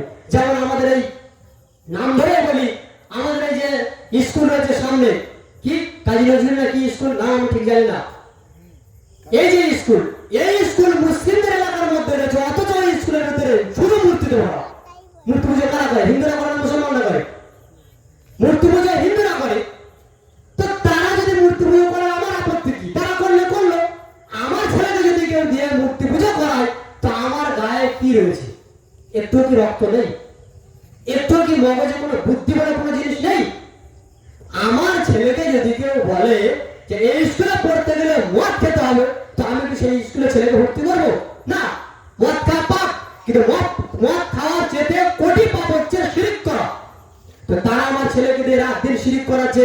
স্কুলে ওই যে আপনার মূর্তিগুলো রয়েছে গলায় মালা পরাচ্ছে, সেজদা করছে, তার কাছে গিয়ে মাথা নত করছে, আবার তার জন্মদিনে অনুষ্ঠান করে ছেলেদেরকে দিয়ে নাচাচ্ছে। কে এগুলো? বেহায়াপনা যদি আমরা বন্ধ না করি, এই বেহায়াপনা কে বন্ধ করবে? কারা বন্ধ করবে? তা আপনি গার্জিয়ান হিসেবে আপনি কি দায়িত্ব পালন করলেন যে আপনার ছেলেকে দিয়ে শিরক করানো হচ্ছে, আপনার ছেলেকে দিয়ে ইসলামিক কালচারে ঢুকে দেওয়া হচ্ছে, অথচ আপনি বুড়ো খুবু হয়ে চুপচাপ বসে আছেন, কোনো কথাই বলছেন না। কি এগুলো? আপনাকে দায়িত্ব পালন করতে হবে। রাসূলুল্লাহ সাল্লাল্লাহু আলাইহি ওয়াসাল্লামের স্পষ্ট হাদিস যে আদর্শ নষ্ট করলে সেখানে আমাদেরকে থাকা যাবে না। আদর্শ নষ্ট করলে আপনার সেখানে থাকা যাবে না। আর আজকের বর্তমান সময় দুটা সবচেয়ে সন্তানদেরকে নষ্ট করে, এক মোবাইল, দুই নম্বর হচ্ছে শিক্ষা প্রতিষ্ঠান। মোবাইল এবং শিক্ষা প্রতিষ্ঠান দুটো এমন জীবনে প্রভাব ফেলে যে অন্য কোনো জিনিস এত প্রভাব ফেলে না, পিতামাতার আদর্শ এত প্রভাব ফেলে না। মুহাম্মদ সাল্লাল্লাহু আলাইহি ওয়াসাল্লাম তিনি বলেছেন, তিরমিজির 1282 নম্বর হাদিস, আল্লাহ নবী সাল্লাল্লাহু আলাইহি ওয়াসাল্লাম তিনি বলেছেন, আবু উমামা রাদিয়াল্লাহু আনহু তিনি বলেছেন, লা তাবিউল কায়নাত, তোমরা নর্তকীদেরকে ক্রয় করো না। লা তাবিউল কায়নাত, তোমরা নর্তকীদেরকে বিক্রয় করো না। ওয়ালা তাশতারুহুন্না, তোমরা নর্তকীদেরকে ক্রয় করো না। ওয়ালা তুআল্লিমুহুন্না, এবং তোমরা তাদেরকে নর্তকীর শিক্ষা দিও না। নর্তকী মানে কে জানেন? নর্তকী মানে যারা কোমর দুলিয়ে নাচে তাদেরকে নর্তকী বলা হয়। যারা কোমর দুলিয়ে নাচে তাদেরকে নর্তকী বলা হয়। তো আল্লাহ নবী আজ থেকে 14.5 বছর পূর্বে বলছেন, লা তাবিউল কায়নাত, তোমরা নর্তকীদেরকে বিক্রয় করো না। মানে আমি ওই গ্রামের কিছু মেয়েকে বাইরের কিছু মহিলাকে এনেছি আমাদের এলাকায় নাচ করাবো, এই ড্যান্স করায়, সব কিছু বেহায়া লোক রয়েছে না ড্যান্স করায়, তো তাদেরকে নাচিয়ে নিয়ে আমরা কিছু টাকা দেবো। এটা হচ্ছে কি করা? বিক্রি। আমরা কিনছি তাদেরকে। আর নিজের মেয়েকে নিয়ে নিজের বাড়ির কন্যাদেরকে নিয়ে নাচিয়ে টাকা নেওয়া, এটা হচ্ছে তাদেরকে বিক্রি করা, কেনা আর বিক্রি করা। আল্লাহ বলছেন তোমরা বিক্রিও করো না, কিনো না। কাকে? নর্তকীদেরকে। ওয়ালা তুআল্লিমুহুন, এবং তোমরা নাচ শিক্ষা দিও না। এবার বলেন, যদি কোনো কেজি স্কুলে আমার মেয়েকে ভর্তি করতে চায়, তারা নাচ শেখায়, ওই কেজি স্কুলে আমার মেয়েকে পড়াবো? আমার মেয়ে যদি 6 বছর বয়সে কেজি স্কুলে গিয়ে কোমর নাচানো প্র্যাকটিস করে, আমার মেয়ে 10 বছরে কোমর নাচাবে। আর 10 বছরে যখন সে কোমর নাচাতে লজ্জাবোধ করবে না, কাল 12 বছরে সে কোমর নাচাবে। আর 12 বছরে যখন কোমর নাচিয়েছে, তখন তোমার মেয়েকে আর কেউ ঠেকিয়ে রাখতে পারবে না। সে হবে একটা টিকটকার জেনাকারিনী। টিকটকার জেনাকারিনী। জেনাকারিনী কেন বললাম? টিকটকে যত নারী নাচে, এরা চায় যে আমাদের রূপ দেখুক আর সকলে যৌন উপভোগ করুক। জেনা। আচ্ছা, আপনি আপনার সন্তানকে এখন থেকে যদি শিক্ষা দেন, পরে সে হবে একটা নর্তকী, সমাজকে নষ্ট করবে, এলাকার যুবকদের চরিত্রকে নষ্ট করবে তার নাচের মাধ্যমে। কত বড় জঘন্য বলেন তো এই কাজটা, অথচ আমরা কোনো প্রতিবাদ করি না। তাহলে সন্তান সন্ততিকে যদি অনিসলাম কোনো শিক্ষা দেওয়া হয়, আমাদের প্রত্যেক পিতামাতার দায়িত্ব হচ্ছে সেটাকে রদ করা। ওয়ালা খায়রা ফি তিজারাতিন, এতে কোনো প্রকার উপকার নেই। শিক্ষা দেওয়াতে উপকার নেই, নাচ করে উপকার নেই, নাচ করানোতে কোনো উপকার নেই। এরপর রাসূল সাল্লাল্লাহু আলাইহি ওয়াসাল্লাম বলেছেন, ওয়াসামানুহুন্না হারামুন, এর টাকা পয়সা হচ্ছে হারাম। নাচ শিখিয়ে যে টাকা ইনকাম করছেন, নাচ করিয়ে যে টাকা দিচ্ছেন, এগুলো সব হচ্ছে হারাম। আমি শুধু নাচের উদাহরণ দিলাম, আর অনেক উদাহরণ রয়েছে। যা আমরা এই পর্যন্ত আলোচনা করে এতটুকু বলতে পারি যে পরিবার থেকে শুরু করে সন্তান সন্ততিকে বড় করা পর্যন্ত আমাদের দীর্ঘমেয়াদী একটা আমাদের পরিকল্পনা থাকা প্রয়োজন। যে পরিকল্পনা আমাদের আগামী প্রজন্মকে যেন একটা সভ্য জাতিতে পরিণত করে, সেই চেষ্টা আমাদের প্রত্যেকের করা প্রয়োজন, প্রত্যেকের করা উচিত। যদি আমরা এই মর্মে পিছিয়ে যাই, তাহলে আমাদের আগামী আরো খারাপ হবে। আমি আরেকবার বলছি, রিপিট করে বলছি, যাদের সন্তানরা 12 বছর 13 বছরে পৌঁছেছে, অনুরোধ করে বলছি, তারা সন্তানদের মোবাইল কিনে দিবেন না। কেন? বাচ্চাদেরকে মোবাইল দেওয়া মানে তাদেরকে হাতে নষ্ট করে দেওয়া, নিজ হাতে নষ্ট করে দেওয়া। আমি আপনি বড়, আমি আপনি বুঝি, তারপর আমরা মোবাইল ব্যবহার করতে গিয়ে নিয়ন্ত্রণ নিজেকে রাখতে পারি না। তাহলে যারা 13 বছরের ছেলে, 14 বছরের ছেলে, তারা কি করে নিয়ন্ত্রণ করবে? তারা নিয়ন্ত্রণ কি জিনিস বোঝে না। তারা ফ্রি ফায়ার খেলবে, নইলে তারা আজে বাজে জিনিস মোবাইলে দেখবে, তখন তার মাথায় ওটা আসক্ত হয়ে যাবে। পরে পড়াশোনা চলে যাবে, সমাজের সে একটা অন্য সমস্ত সন্তানদের সঙ্গে মিশবে যারা এই শ্রেণী। মানে আজকে যারা মোবাইল ঘাটছে, কালকে দুদিন পরে তারা কাজ খুঁজে পাবে না, লেবার শ্রেণীর কাজ হয়ে করবে, তারা ভালো কোনো পর্যায়ে পৌঁছাবে না। এরাই পরবর্তী সময়ে এই নেতা নেত্রীদের পিছনে লাঠি ধরবে, আর কিছু তেল মারবে, আর পরে 500 গ্রাম 100 গ্রাম এইসব গম পেয়ে জীবন কাটবে। আর প্রত্যেকদিন সংসারে মারামারি হবে, চাল নেই কেন? প্রত্যেকদিন সংসারে মারামারি হবে, বাজার আসে না কেন? কাজে যারা আজকে ফ্রিফায়ার গাড়িতে জীবনে আপনি হিসেব করবেন, এদের জীবনে কোনো কাজ নেই। এদের জীবনে কোনো কাজ নেই। যারা ফ্রিফায়ারে যুক্ত হয়েছে, কোনো কাজ নেই। এইভাবে সময় নষ্ট করে যখন 17 বছর 18 বছর বয়স হবে, তখন বাইরে কাজে যাবে। কি কাজ? লেবার মিস্ত্রি। দুদিন পরে লেবার মিস্ত্রি বন্ধ হয়ে গেলে ঘরে এসে বসে থাকবে। তারপর বিয়ে করলে ছেলে হবে, তারপরে ছেলেগুলো এইভাবে হবে। জীবনটাই শেষ। কি রয়েছে এখানে?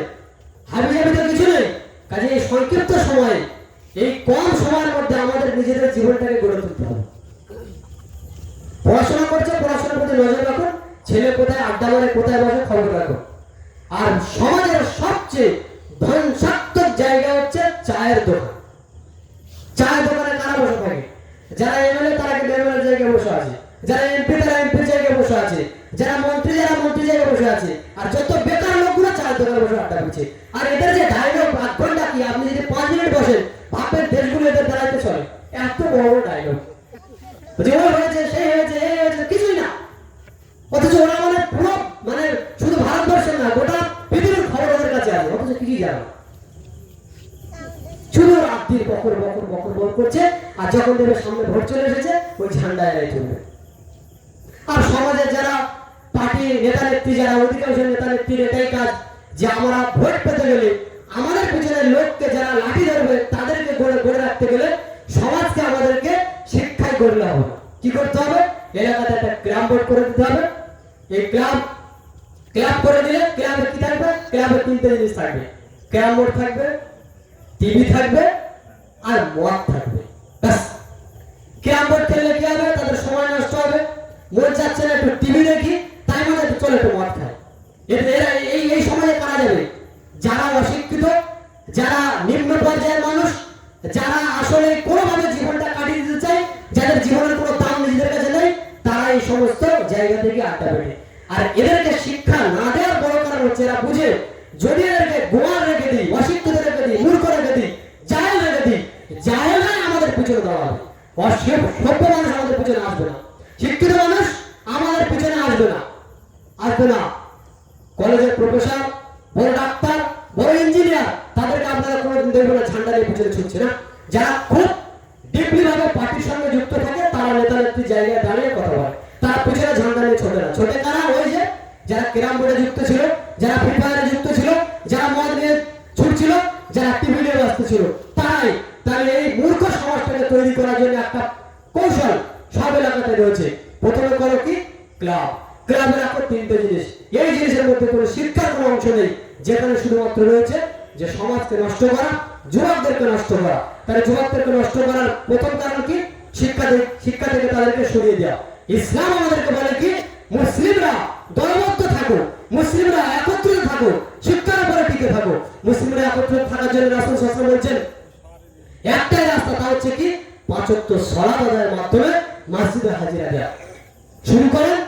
দেখি আপনি চায়ের দোকানে বসে আছেন, আপনি রেল লাইনের উপরে বসে আছেন, মসজিদে আজান হচ্ছে, কোনো কথা না, আজান হয়েছে কি তাড়াতাড়ি ছুটবে মসজিদে। আনুগত্য, এটা জীবনের আনুগত্য, নেতৃত্বের আনুগত্য। আপনি যখন আনুগত্যশীল জীবনযাপন করবেন, তখন একটা পাওয়ার থাকবে আপনার মধ্যে। যখন আপনি আনুগত্যহীন হয়ে যাবেন, যখন আপনি ইসলামের এই আনুগত্যশীল না হবেন, তখন আপনার উপরে আসবে আল্লাহর পক্ষ থেকে আযাব, আল্লাহর পক্ষ থেকে লানাত, আল্লাহর পক্ষ থেকে গজব। সুতরাং আমরা এই লানাত দিতে চাই না, এই গজবে আমরা অংশীদারি হতে চাই না। আল্লাহ রাব্বুল আলামিন আমাদেরকে এই গজব থেকে দূরে সরিয়ে রাখার সুযোগ প্রদান করুন, আল্লাহুম্মা আমিন।